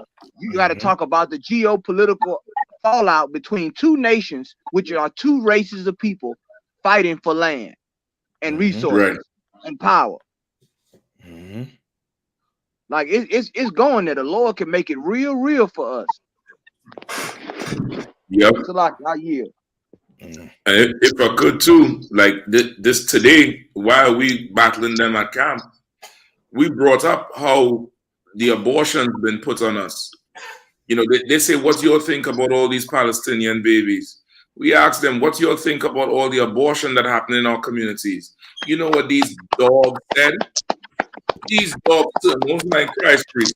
These dogs turned around and said, but y'all do it to yourselves. That doesn't count. Do it to yourselves. Wow. I got a first-hand taste and understood fully well that there's no place for us in this earth unless we ruling over them. That's it. That's right. We have to rule over them. That's it. That's it. And by that standard, Mashak, they getting bombed by the Israelis. They did it to themselves. That's right, sir. Right. That's right. If you want to go by that standard, yeah, that's they right. did it to themselves. That's right. You know what I'm saying? Yep. Not that we on the Israeli side or care about any of them, but if you're gonna treat us like it's our fault, we did it to ourselves. Well, it was Palestinians that come down and hang gliders. That's right. Ride through the gate in scooters and SUVs. That's right. So you did it to yourself. That's right. right. You want to be like they want compassion and love and protest and all of that, but don't want to give none of it to us. Right. Everything is our fault. You see the psychological problem. Everything that happens to us is our fault, and nothing that happens to them is their fault. Right. Right. Hypocrisy, like Christ said. That's impossible to live under. That's right. You know what I'm saying? Like that's once again, it's why the Lord gives justice. Because without justice, nothing that is wrong could ever be fixed right. That's it. Like you're gonna be blamed for everything that happens to you. That means anybody could do anything to you. Because whatever they do to you, they're gonna blame you for it. They're gonna say it's your fault it happened, not the people that actually did it. That's it. Right. All the people that built the abortion clinics, all the commercials about abortion clinics, all the contact about abortion clinics, all the coercion about a young girl not being able to take care of her child, all the coercion about not your career coming in before your child. Nobody's to blame for any of it but us. Right. You know what I mean? So either the other nations are too dumb to see the propaganda being pushed on us, or they care so little about it, they don't even care to even look at it. And either way, it's just another lesson to let us know we better care about ourselves. That's right. They will never see us suffering. That's right. Even if it's the same suffering they're suffering. Right. They still saying, like she's supposed to say, you know what, you right. You suffering and we suffering, we both suffer. I take that, but not them. Not them. No. They're gonna say what happened to you, that's your fault. We don't want to deal with that. Right. What happened to us, that's a real tragedy. Right. Right. That's a real tragedy. You know what I'm saying? And general, like they will blame us for what happening to us and blame us for what happening to them at the same time. Yeah. At the same time. Yeah. Exactly. Like, the whole thing is crazy. The whole thing is absolutely crazy, man. Like that's why the Lord is drawing them into that war, because they ain't got no compassion for nobody and nothing. And their education could only be written in blood. Their whole curriculum has to be printed in blood for them to get any sort of understanding. These heathens, we cannot beg, plead, negotiate, do a speech, learn the language. There's nothing we can do to make them see us like how they would see somebody else, or see our problems like how they would see another people's problems. The dog lives matter. The damn, the ladybugs matter. The insects would matter more. They always talk about these invasive species. Last couple months in DC, they had you wanting to kill this orange little bug. You all remember that? The big orange and black bug. Saying it's invasive, it's invasive. The white man ain't invasive. The oppressor ain't invasive. These nations ain't invasive. Mm-hmm. Ain't no insect never put us in slavery. Ain't no insect ever put us in the abortion clinic. But everything they could see a threat and bring justice to something else. But us, nah, you did that to yourself. You did that to yourself. You had to stay there. You had to do that. You had to deal with that. Put some ice on that. Show up to work next morning. Obey me. Love me. Give me your love. Give me your heart, your soul. And don't you dare cry for your brother and your sister. That's right. Brother, listen, I already tell you. Kahan, I'm telling you, I'm going to Google these missiles tonight and say a prayer for each one of them. Mm-hmm. Each one of them missiles I'm going to say a prayer for. Cap. Each one of them. Damn right, Cap. Hey, Cap, you said something. I would like to get a scripture if I can. It's something that you said that stuck out, man. It made me think about this scripture, Cap. Go ahead, can I get Exodus chapter 1 verse 10? Come. Like because what you and the rest of the captains said and Officer Ahmad and the General Commander Junior Hunter brought out, it's just so heavy, and it makes me think about this scripture. And it shows why they have to keep us oppressed. Because they really know if we ever come together, there's real power. There's real power in us coming together, especially under the Lord. I just want to grab this scripture right quick if I can, Baba Kashar. Kawakan, sir. Exodus chapter 1, verse 10. Come on, let us deal wisely with them, lest they multiply. And it come to pass that when there falleth out any war, hold on right there, my brother. When it come to pass, when it fall out what? Any war. You understand? Like these nations, like I said, they understand. They playing chess. Right. They know we a pawn, but a pawn can be powerful if you move it in the right direction. That's it right. can control the board.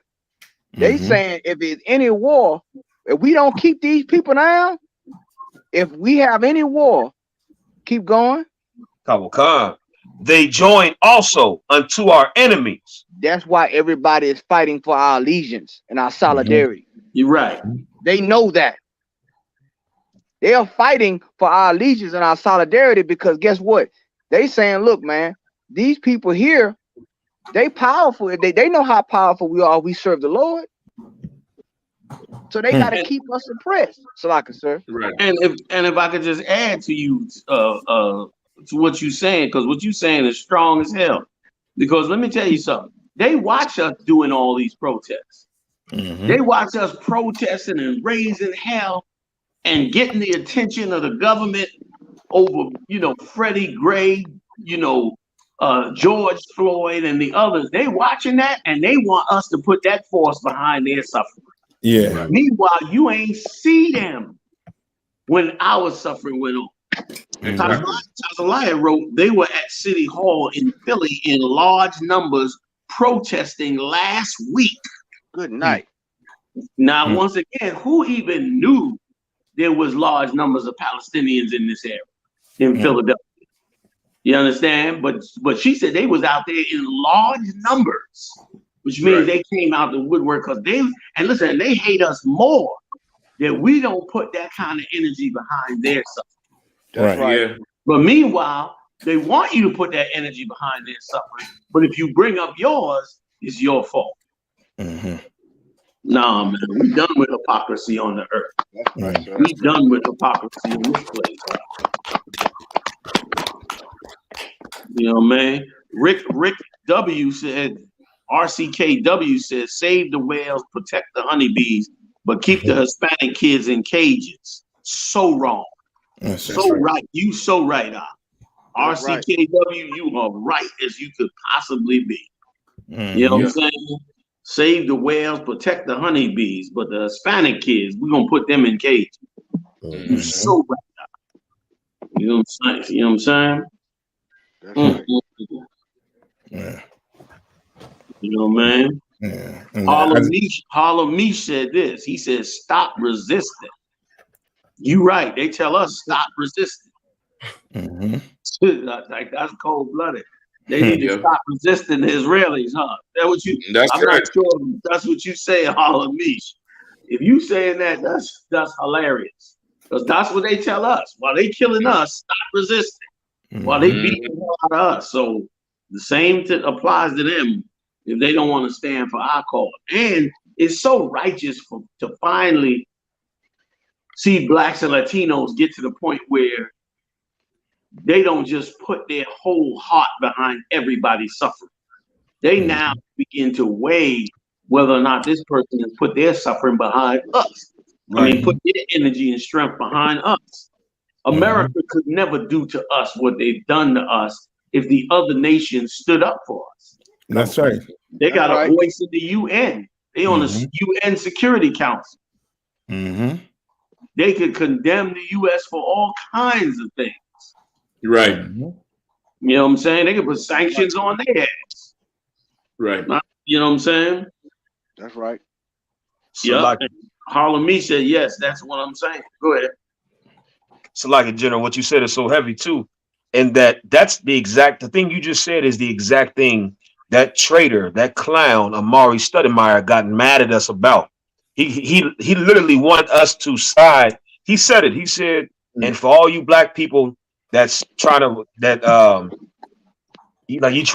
pretty much. I want to get his words right. He said what you said, General. Go ahead.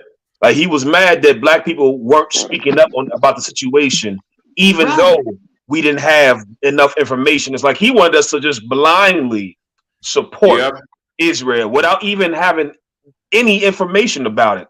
And it's like that's he thinks like the oppressor, because that's how the oppressor and all these nations think, General. So what you said is so heavy, sir. Listen. If I could go a step further, let's say we did have the information. Right. Even if we had the information, since when is it our obligation to speak up because of the horrors that happen to another nation, especially a nation that don't stick up for our horrors? Exactly. A nation that's bleeding us to death.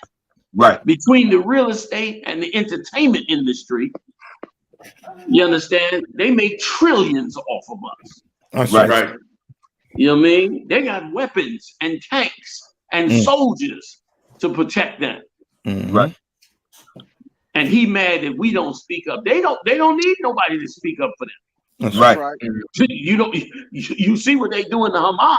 What they need somebody to speak up about them for when they got the ability to bring justice for the injustices that happens to them. That's right. Why in the hell they need us to step up and say he mad, old dumb stupid coon? He mad and don't even know the reason he should be mad. That's right. The Israelis don't need sympathy and mercy. That's right. They know how to bring justice and have the ability to bring justice on whoever comes up against them. Right. So they don't need us to be speaking up for them. We need somebody to speak up for us because we can't get it. Somebody decided to destroy us. That's it. The smallest backward ass country in Africa with the lowest GDP in the world. If America didn't stop them from attacking us, they could come in here and send millions of us into slavery. And if America didn't say, well, you on our sovereign land, we would just be going back into slavery under the poorest African country in the world, and we'd be making them rich for 400 more years. Right. Yeah. Don't tell me about why the hell we don't speak up. You understand? They don't need nobody to speak up. You didn't see the Israelis saying that. Of course, a good coon would do it, but you didn't see the Israelis saying why black people ain't speaking up for us. You see what happened to us? We've been attacked by Hamas. They ain't say none of that. Right. Because they know they can do what it takes to get justice. They killed more babies. Okay, they killed more babies in Gaza in the last week than the amount of soldiers that got killed in the Iraqi war. Damn. On the American side. Now feel that for a minute. That's how much. That was just the babies they killed. Never mind the men and women they killed. They killed 4,500 babies in the last couple of weeks. They don't need nobody to speak up for them.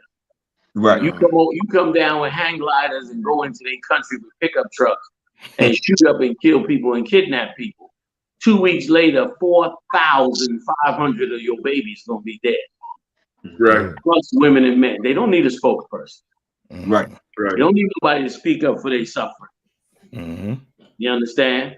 I can't wait till we have a nation that has that power. That's right. I can't wait till we have a nation that has that power. We can say to the heathens, "Oh, don't cry for us. Don't even worry about it. We know just what to do for this shit you did to us." Yeah. You know what I'm saying? So he's a goddamn clown. Excuse my French. Answer Slack here, sir. Like you right now in this time, man. If you are Palestinian, right, and let's say you're trying to show sympathy to black people right now, they're going. How the Palestinians gonna look at you? You understand? You showing that you don't care about your own people. You understand? Like why it is I'm crying for you when my people starving. That's and right. My people on the border. What you know? What I mean, I will be. Go ahead, sir. No, Salaki, I was just gonna say, and you never cried for us. Yeah, that's the point that kills me. You never cried for us. Yeah. I just read where Tazariah brought out they had thousands of them protesting in Philly. You had thousands. They were going to jail in Washington, D.C. They was all up on the Capitol steps getting arrested. It was thousands of them in D.C. Thousands of them in different places around. I didn't know the Palestinians had this many people outside of Gaza Strip, man. Meanwhile, it's filled with them over there in different states and different cities in this country, and they coming out and protesting. Damn that. You mean to tell me they've been around all this time with all this going on and all our suffering and tragedies and hangings and lynchings and cop shootings and false arrests and women dying in custody under police officers, all of that on top of the regular normal racism. And you bastards ain't came out one day for us. Right. You ain't bring them Palestinian flags out and say Palestinian for justice for George Floyd. Not one day. Right. Damn that. We are the nation not desired. I yield. That's right. That's right. Come on, God. I some footage here. Yeah. I'm trying to get some footage here from London today, where they going in a full out chaos, attacking the cops and all kind of thing. You know, saying they're marching, and once again, you know, that's not who bombing them. Right. That is not who bombing them, but they know for sure they got, you know, they got that a little bit of sanctuary in these countries, and sanctuary, you know, where they ain't want to do anything to them. But this is them here today. It's ridiculous. Like they know how to stand up. The boy you put it so right. Where is the Palestinian Martin Luther King?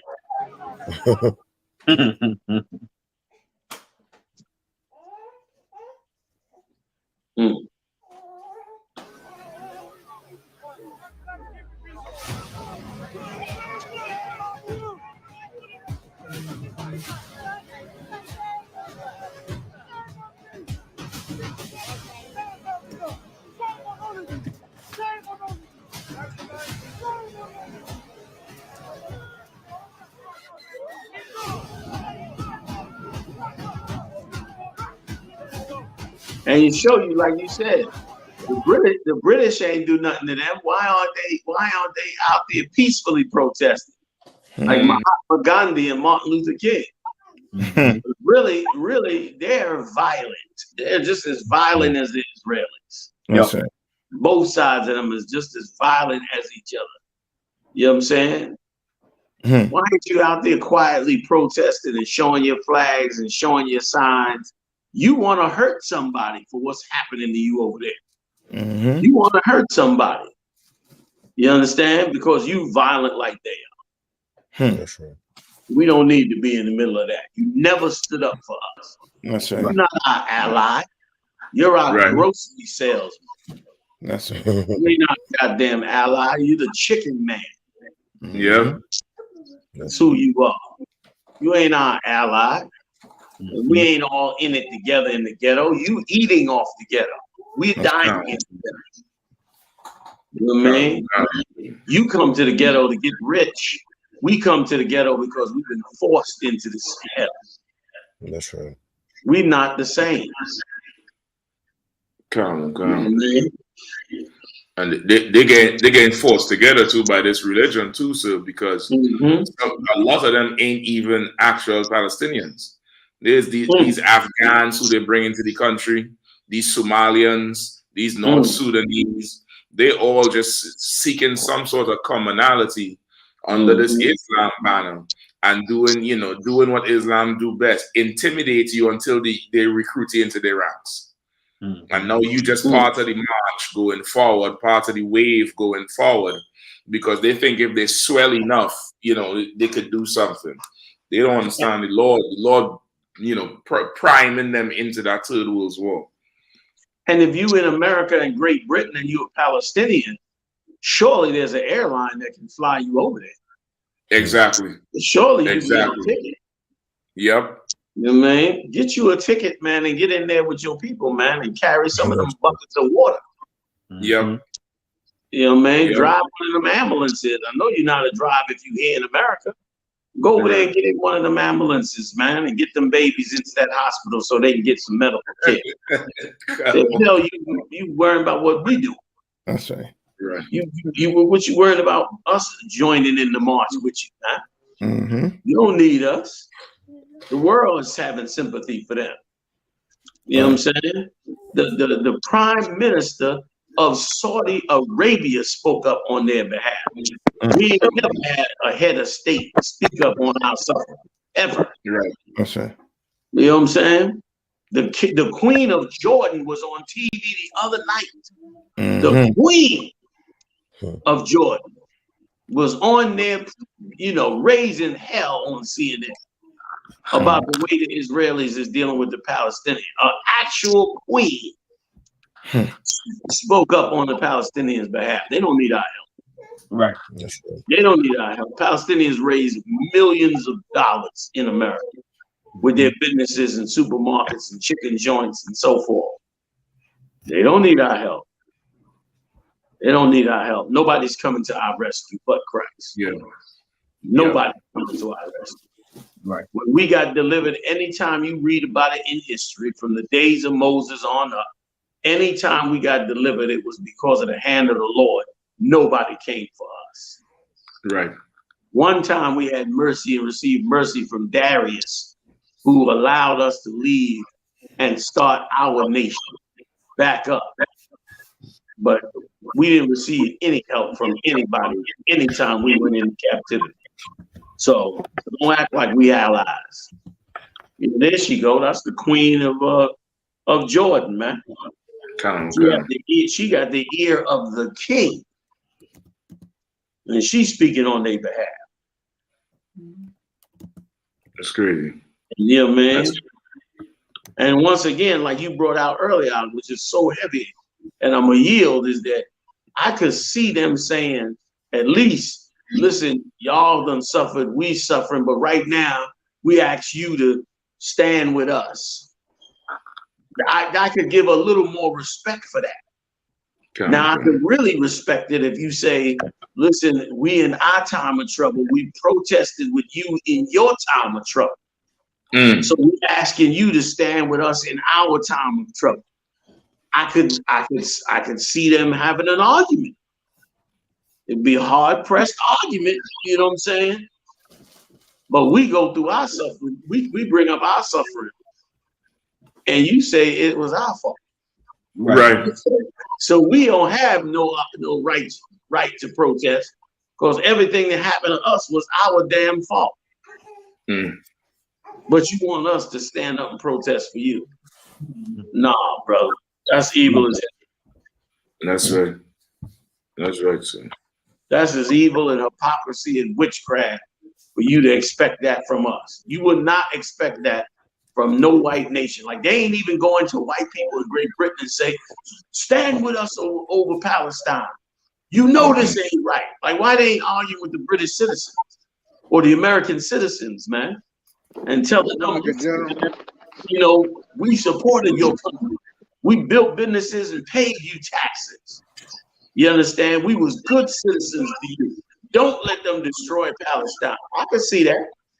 So you can get a good argument with the United States government or the government of Great Britain, United Kingdom. You can get a good argument with them. But what could you argue that you did for us? That we should stand up with you? Nothing. Right. Nothing. All you did was bleed us dry like everybody else. Right. You know what I'm saying? And now the Israelis gonna turn Gaza into a parking lot.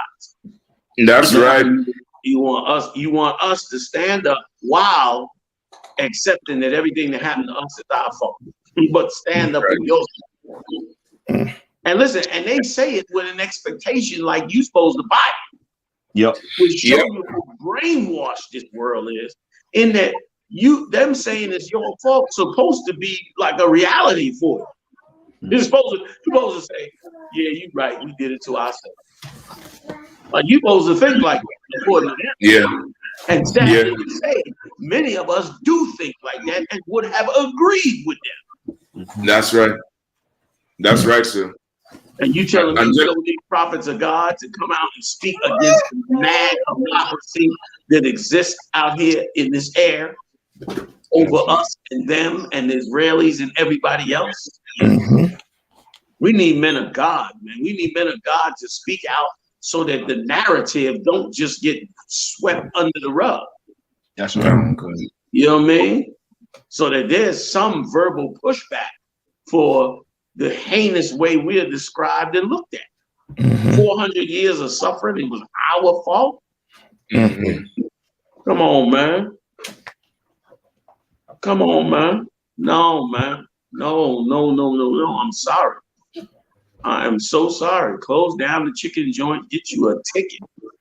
That's right. You got a nice 7-hour flight right on into Egypt. Right. Touch you right down, stay at the Cairo hotel. Get you one of them Egyptians with a scooter. You jump on the back with your little bungee bag on your shoulder. He will zoom you right up to the Gaza border. And man, spit the dust and dirt out your mouth and walk your ass across that border and go help them Palestinians, man. That's right. That's right. Give them the help and the love that they need and deserve and want, according to you. I'm gonna stay right here in the ghetto and help these black people. That's right. Latinos and Native Indians. That's right. That's right. Salaka, sir. That's right. John.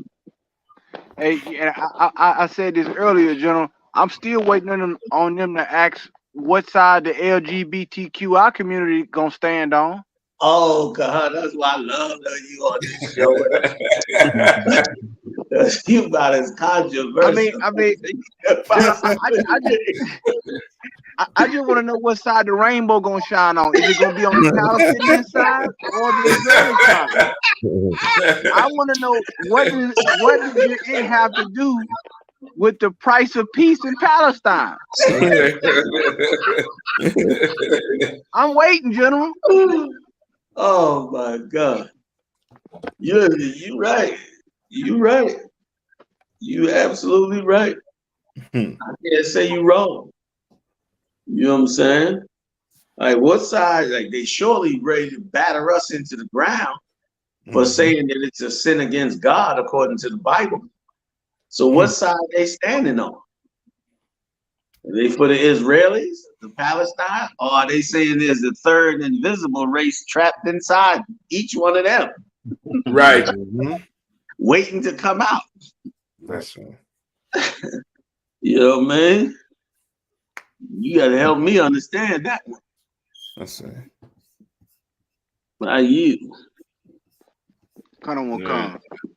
They're so wild when the broad said y'all did it to yourself. She went on to start to talk about our women, as if like really to sit back and hear them. They just talking down to us all the way. Y'all did it to yourself. Your woman so and so, and your woman do this, and I was like, okay. I was okay. Guys need to fall into the ocean. That's what he does. Just break the hell off and fall into the bottom of the damn sea. And then no different than any other heathen. Like in their time when they're under pressure, they just turn and run over whoever they think they can just run over to make themselves feel a little better, to make the oppression they get in a little easier. It's like some sort of spiritual medicine for them. Like, you know, they can't really rise up against whoever. So they just run over somebody, make themselves still feel all right. We still good. We still better. Yeah, we can't do nothing about what the Israelis doing, so we'll just take a dump on black people and Latino people, right, and blame them for it. Well, okay, no problem.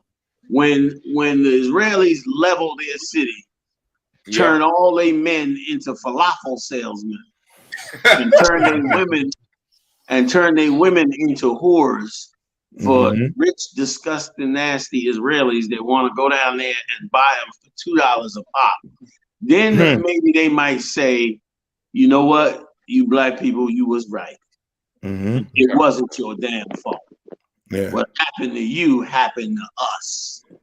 Maybe then they'll be able to see what the hell we went through. Because right now, nobody can see it. That's right. Nobody sees us. Man, it's just like the scripture say, he that killeth thee shall think he doeth the Lord a favor. Right. You know what I'm saying? That's the way it's looked at right now. Christ put it best. Christ said, until the days of John, the kingdom of heaven suffereth violence, and the violent take it by force. That's what's happening to us.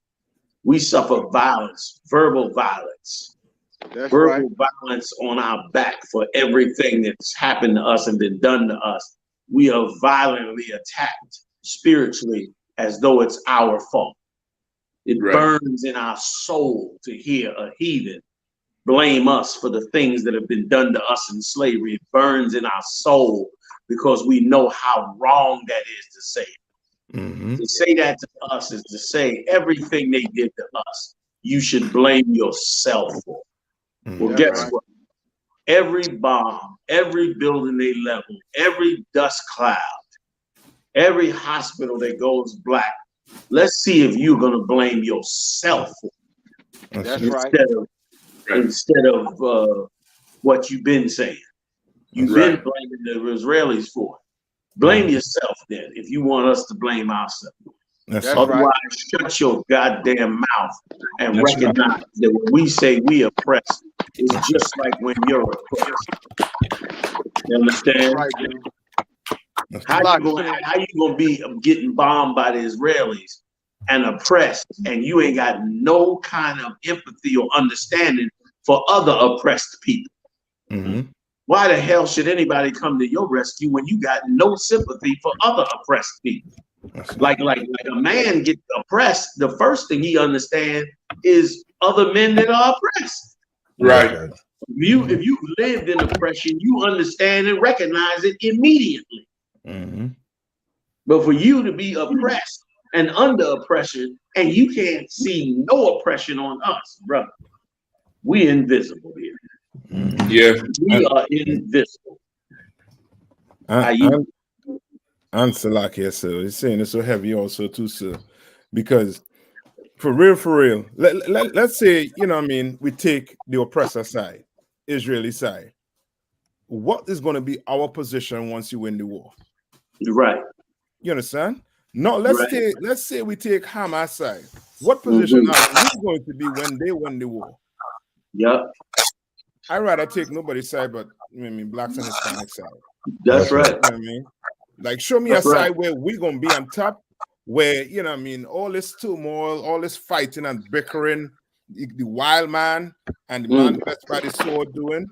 I want a world where we are on top of them, showing them how to live side by side in peace.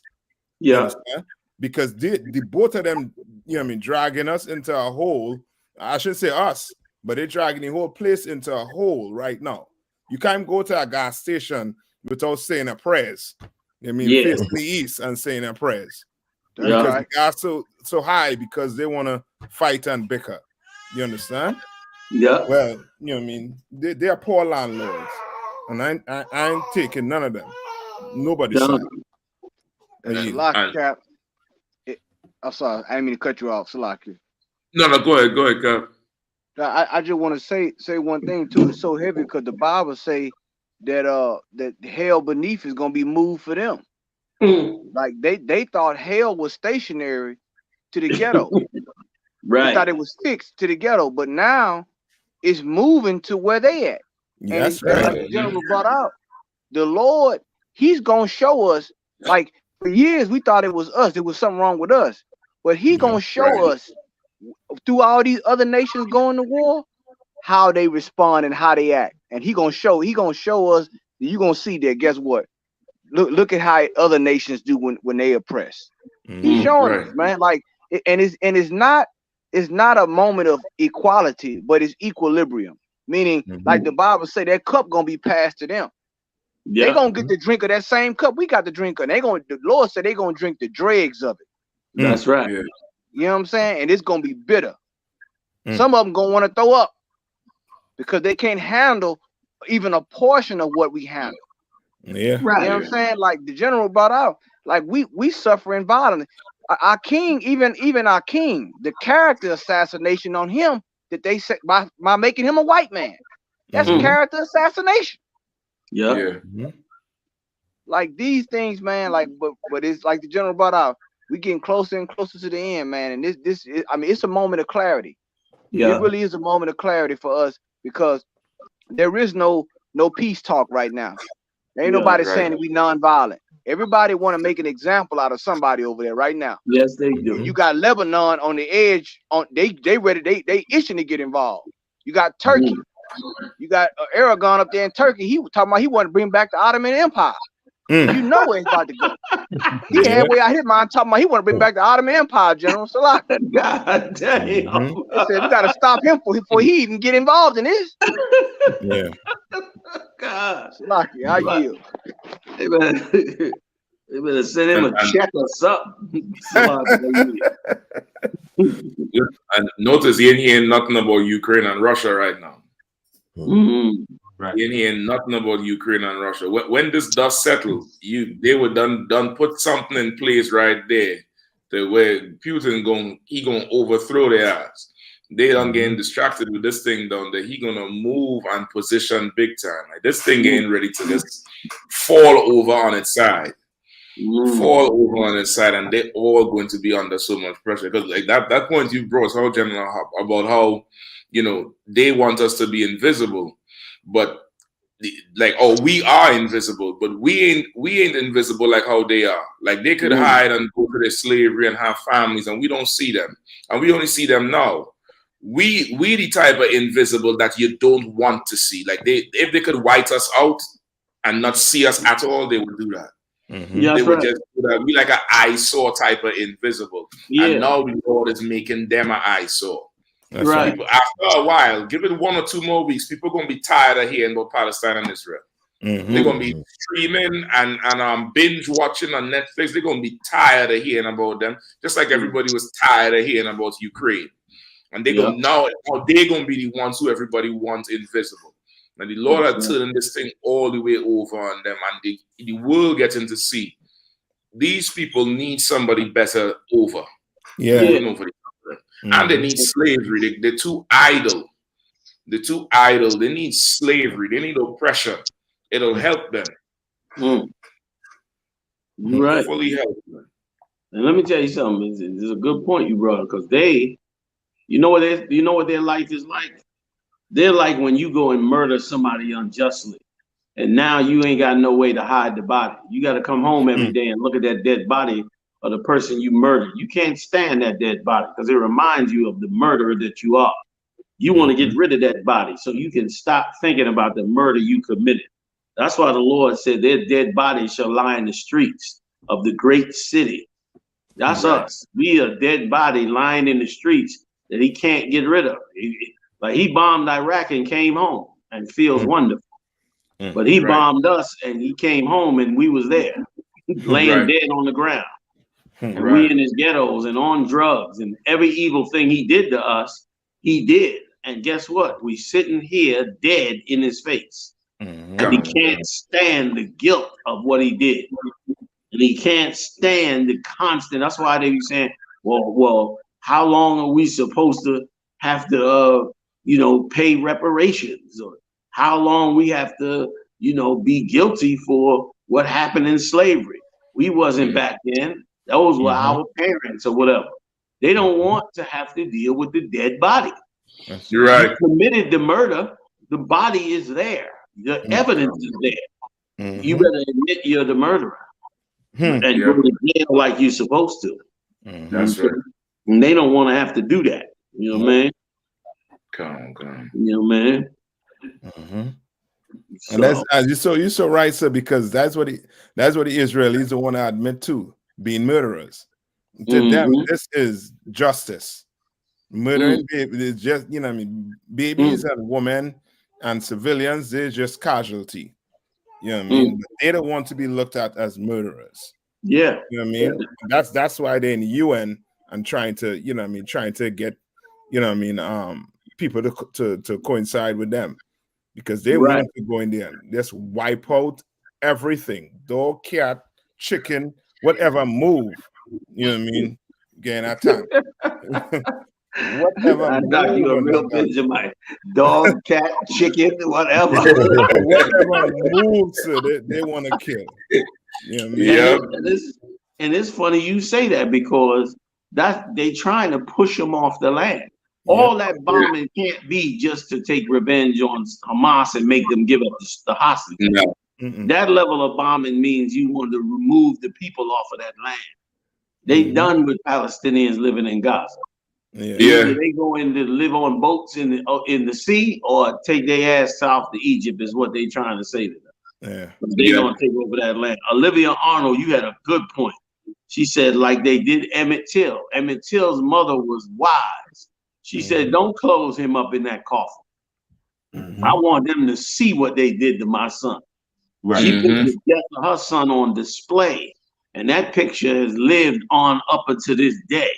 And anybody that see that picture know, damn, look what they did to this little boy, supposedly for whistling at a white woman. Like they make their lives and children's lives extremely valuable. So valuable you couldn't dare whistle at them or you end up like Emmett Till. But our lives are so unvaluable that we die and they act like, well, it's your fault. You know what I mean? And the you is really just your fault. That's how little value they put on our lives. While they put value on their lives so much so that a whistling is worth the death penalty. That's the hypocrisy of this place. And that's why it was so right for his mother to leave his casket open so that they could see what they did. Olivia Arnold, that was a good point. You know what I'm saying?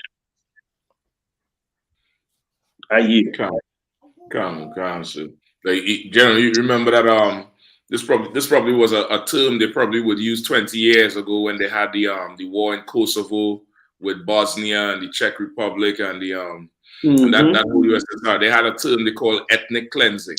They was doing ethnic cleansing in the land. They ain't talking about that now, though. They ain't saying there's ethnic cleansing going on. They ain't saying nothing about that because, of course, the small hat they're trying to paint him as this is self-defense. Right. You know what I mean? Like they got hostages. No, go ahead, Michelle. I didn't mean to cut you off. Go ahead.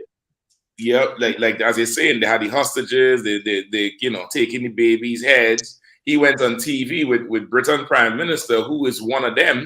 The damn mayor in London is an Arab, and he went on TV and saying the Palestinians or Hamas is the new Nazis and they're the new ISIS, ramping up the whole thing. And this is just straight up ethnic cleansing they're doing, and nobody calls out anything. Listen, you right. You know what I'm saying? Like, and black people, Latino people, Native Indian people, you should say to yourself, what happens if one day they wake up and say, you know what, we sick of these cities full of crime. They could be even orchestrated.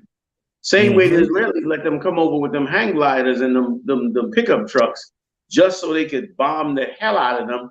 They might be the reason you turn on TikTok and see black people running in the Rite Aid and the CVS stealing all the drugs and all of the toiletries and snacks that out of the damn store.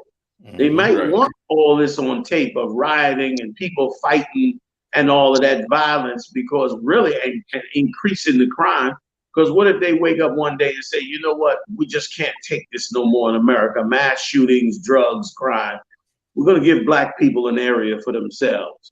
And then decide to push black people out of each one of these cities, man, and push us all into some area so they can slaughter us like they did the Palestinians. This man is capable of anything, man. Who knows what he's capable of? I don't want to put thoughts in his mind, but he's very capable of anything when it comes to us. And we should be vigilant for it. And we should love ourselves enough to foster right decisions based on our love for each other and our love for our people so that we don't make bad decisions and selfish decisions and stupid decisions because our mind is not focused on what it should be. Palestinians don't need our help. They out there protesting and pushing Palestinian rights. That's right. They don't need our help. And they getting money and, you should see the money coming from them charities. Them old Islamic charities, all those rich-ass Arabs that got all that oil money and all that and feeling compassion for other Arabs and other Muslims. They send Palestinians truckloads of money. Half of them trucks coming in there probably full of cash. Full of U.S. oil money dollars coming in there to support them. You know what I'm saying? Yeah, currency. So, damn that. Like, what if, my question is, I'm watching this bombing. My question is, are they going to do that to us? Is our day going to come? Are they going to empty us out these cities one day? Are they going to say we can't tolerate the violence and drugs and so forth? Black people must be moved. Yeah. You know what I'm saying? Are they going to set up a false flag operation and have black people do something and then let that be the cause to go to hell off and kill and slaughter us? That's why the ISUPK don't affiliate with no other nation. You ain't getting us caught up in no false flag operation. That's right. Make us look like the terrorists when you've been looking at the real terrorists, the Arabs, for years. That's now right. all of a sudden you're gonna look at us as the terrorists, and God help us. That's right. God help us if we ever come out and do a mass shooting like you do, That's or right. whatever the case may be. You know what I mean? You'll burn our cities down like you burnt down Tulsa, Oklahoma, Wilmington, North Carolina, That's and right. so many, many more cities that you burned to the ground. Durham, North Carolina, That's burnt right. them cities to the goddamn ground over whistling at a white woman or whatever supposed elude act that you came up with. Damn that, man. You know what I mean? I yield. Answer like yes, sir. They should listen to you a little more, sir. You try to save this. You try to save Enrico before he went to do his bid. Yeah, you're right though. That's right. You was on there trying to. Yeah, Salaki, I yield. Go ahead. No, so like I said, you're just trying to warn him. You know what I mean? You can't go fight their fight because when the going gets hard, you know what I mean? Is you're behind in the grass. You know what I mean? Right. You're behind in jail cell. Nobody crying to get you out right now. No. You know what I mean? No. Nobody. Yeah. You know what I mean? You try to warn him, and just like you're warning black people not to choose a side, choose Christ's side. That's choose a it. black man's side. Yes, choose your side. You know what I mean? That's right. Like the Christian church is to blame for all this. Christian church, let us accept mediocrity. Let us accept, you know what I mean, being last all the time. You know what I mean? Islam, let us accept being last all the time. All these religions make us accept being the co-star, not the star, but the UPK. We the star. You understand? That's right. That's right. You know what I mean? You go follow them. And that example you bring up there with Tari with the Proud Boys is so perfect because he wasn't even there when they rioted. Remember, he was already locked up for pulling down the flag in the church. And they turn around and blame him. He is the Israelite amongst these heathens, fighting other heathens but it's his fault. Mm-hmm. It's a damn near like a little microcosm example for us. Yeah. Like we gonna go protest, and somehow the Israelis and the Palestinians gonna look up and say, these people here is really their fault. Yeah. They got Imagine they influence and they started the riots or whatever. They gonna turn on us. They gonna blame us. Imagine that. Your country getting bombed into the Stone Age. And we say, yeah, we suffered too. And you say, well, that was your fault. You got to be the coldest beast on the planet. That's right. Because anybody that suffer always understands the suffering of others. That's right. Yeah. Except for some of these heathens. These heathens be in the midst of their suffering and still don't dare you think that a Negro is suffering wrongly. That's right. Amazing. Utterly amazing. Yeah. Joe, your audio, your mic, I don't know if there's a call came in or what. Your audio just, it went kind of low. 1 2 1 2 right now. Is it low? It kind of like how to describe it. Like it ain't coming through. I'm gonna go out and come back in. All right. Come on. Okay, come on. That's a lock. If I could, sir. Yeah, go ahead, Cap. Like the general was saying, they won't even allow us to trauma bond. Mm-hmm. Right. We can't even trauma bond with these people. Like even the lowest of the low can trauma bond. We can't even say that our suffering is similar to yours. No. Or we suffered. They won't even allow it because they have to control the narrative. Our suffering too black. Yeah. It's the water. Our suffering is too black. It's too Our suffering is way too black for them. They ain't gonna be having that at all. That's right. Yeah, man. Like you gotta have solidarity with us, but we can't come a bond with you. No. That's heavy. Right. Hey, big shout out to Sawapia Allah Banyumya, Shalom Trinidad and Tobago. Getting it in, man. That's it. Damn right.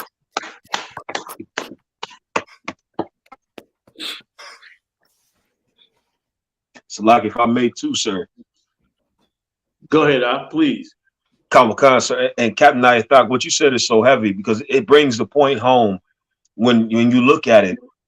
Nobody is getting upset, or nobody calls the Israelis or the Palestinians evil for simply siding with their people. Right. Like nobody, nobody is looking at them and saying that's wrong. But we've been taught by the Christian leaders, the Christian church, and that philosophy that we're wrong now for simply siding with our people. Like it has to be where, we have to have some type of reason or some type of, like it's like for us to side with a brother just because he's black, that's to society, that's lowbrow. Like brother race, like because I talk to people on TikTok all the time on the panel, and they always want to say brother race is such a surface level thing. It's like they try to make it seem like we low level because we gauge everything by race. But nobody has made the Israelis and Palestinians feel that way. And it just shows, I thank the Lord for the truth and the water commander Johanna, because if I were not in here, I would feel the same way. You know what I'm saying? Like the Christian doctrine is the reason why we can't even look at ourselves and feel sorry for ourselves. But then we have to feel sorry for every goddamn else people. And it's disgusting. It's diabolical. It's like, damn, it's draining. It's like, it really, without the truth, there is no hope. Because it's like here we are suffering the way we are, but then we have to keep feeling sorry for everybody else. To hell with that garbage. To hell with that. And we got to blame ourselves for our own suffering. What you saying? Right. That's the part of oppression that no oppressor understands. He never understands that oppression is living over your head 24 hours a day, 7 days a week. He does not understand that. And it is real as, your hand in front of your face that this is going on, man. That you got to constantly, like you said, show love. Can y'all hear me? Cancer. You got to show love for these other heathens. Mm-hmm. When meanwhile, they get to blame you for yours. It's like you never get to have justice. Once again, that's why Edomites didn't understand when black people cheered because OJ got off. They didn't understand it. When OJ Simpson beat that case, people were cheering in the office. Why? Because finally, even though it was a fucked up case, and who knows if OJ shanked that bitch with the 12-inch stiletto. If it don't fit, the nigga still might have did it. In America, if it don't fit, you still convict. Right. That's the real American lie. You know what I mean? What was his lawyer's name? Cochran? Yeah, Johnny Cochran. Johnny Cochran had to rephrase the whole terms of the case. Right. Yeah. He had to re-educate the public on basic justice. If it doesn't fit, you can't convict, or you must acquit. You must He had to re-educate their mind. He had to re-educate their mind on the most basic principles of justice. Because the principles of justice was so twisted against black people, and black people cheered. Nobody liked OJ. OJ was an old coon nigga that loved to be in the white world and hated black people. Right. But he became the poster child for black people needed a win in the corner. And so when he beat the case, of course, we cheered him on. Because we suffer, a horrible, horrible sense of injustice by the people who say it's our fault. Yes, sir. Which is why we should give no solidarity to anybody else. You know what I mean? When people say love is the answer, that's true. But the love is the answer when it comes to us loving us. Then we're gonna get some goddamn answers. That's right. Place is horrible against us. That's and once again, they'll bomb the Palestinians and they're gonna protest worldwide. They bomb us in these ghettos and tell us we got to move off the land. Everybody gonna be saying that's a good idea because they messing up my business and they robbing and stealing, and they ain't never got themselves together. They ain't never pulled themselves up by their bootstraps. You should run them off. There'll be so much justice for the Edomites that do this to us.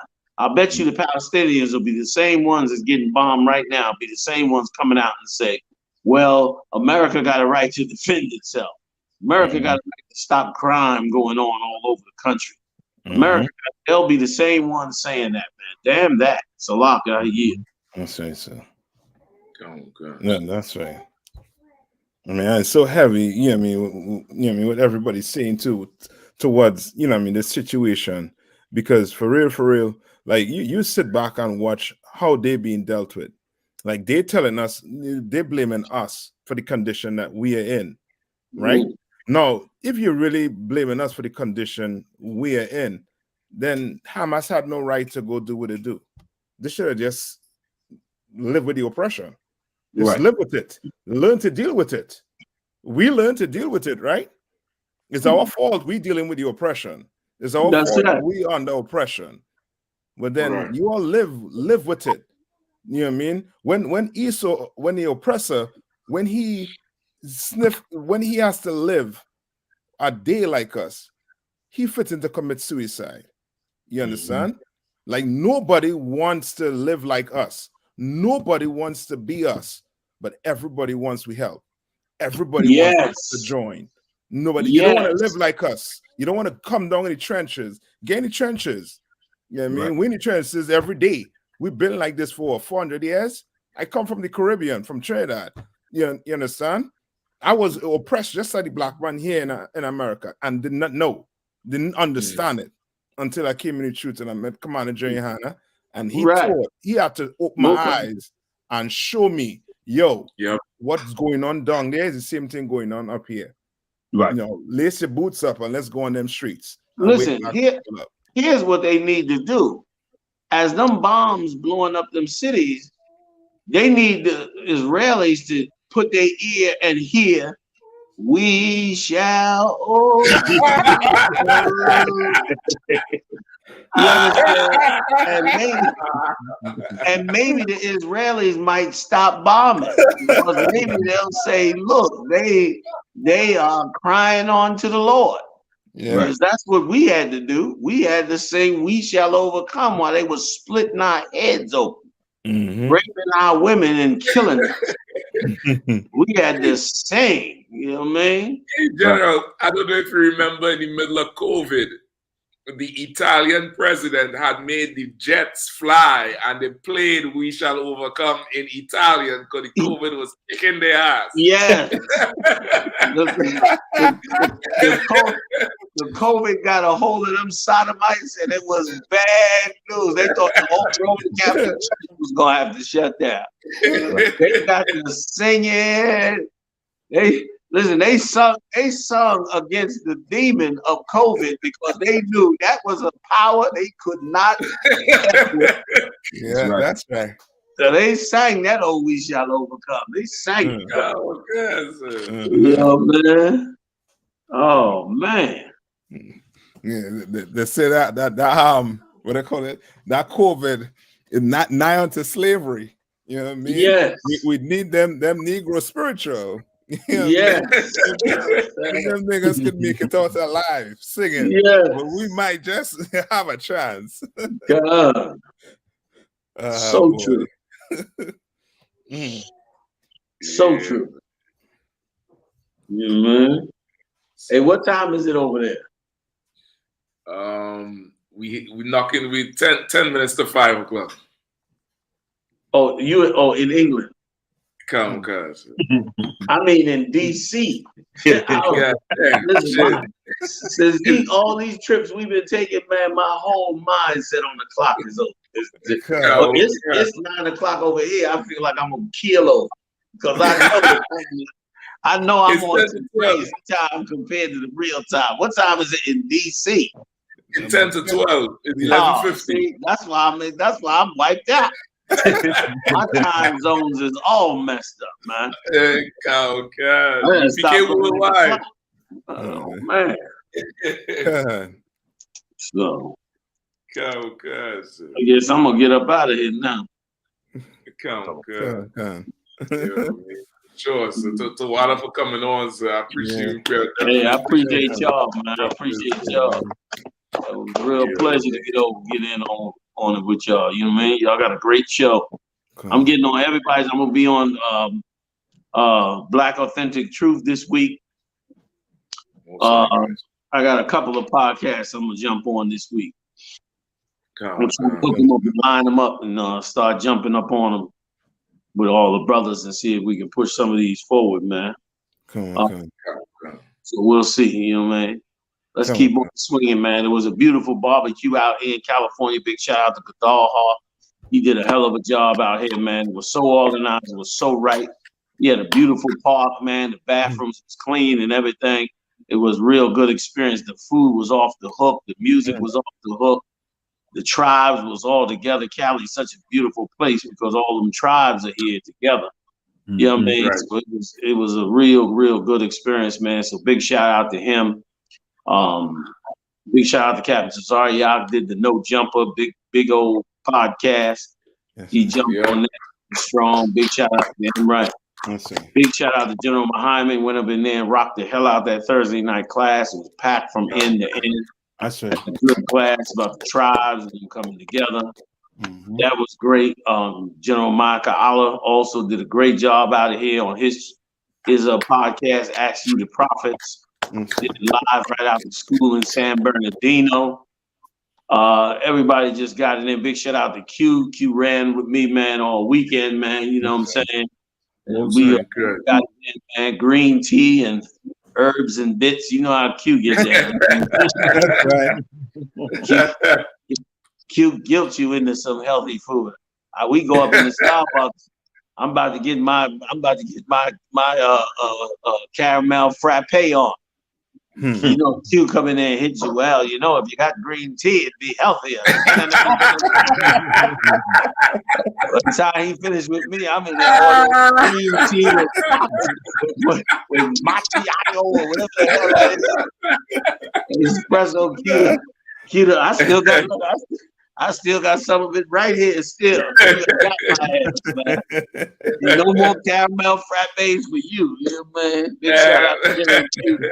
Doing it healthy, man, like he do, man, holding us down, man. Hey, man, Tawada for having me on, man. I am in the win, Hebrews. Big shout out to every last one of y'all, man. Kahan, you have a safe trip down to Atlanta, man. Do your thing. Mashak, you have a safe trip when you get back. You know what I'm saying? Big shout out to you, man, doing it big dog style in the UK. You know what I'm saying? Nathak, as usual, Nathak getting the host of Passover a second year in a row. Who you paid off, man? You done paid off. Hell, you get the Passover 2 years in a row in both your cities. You definitely paid somebody else. You know, holding that thing down, man, in Durham, North Carolina, doing it again. Kazak, y'all. Hey, man, that speaking you had out there was strong, too, Kazak. Big shout out to you as well, man. You know what I'm saying? You did a great job at that speaking, man. With that fake Israelite came up to you. Yeah. Trying to question you, man. So big shout out to that. Hey, man, I'm gone, man. For what, y'all? Let's keep on rocking this truth like we do, man. All right. Barak.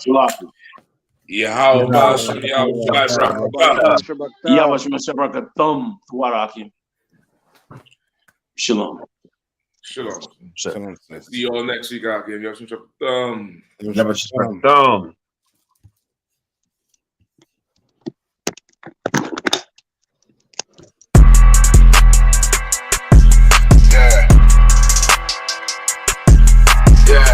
know what it is. 140 for the rebel, busy man shit, nigga. They turn their head over, nigga. I read what Eve did to Adam, I just pray my love don't lie to me. Swing the iron like Samson, I can't let no holder lie to me. I don't feel these rappers, oh they lies, this hypocrisy.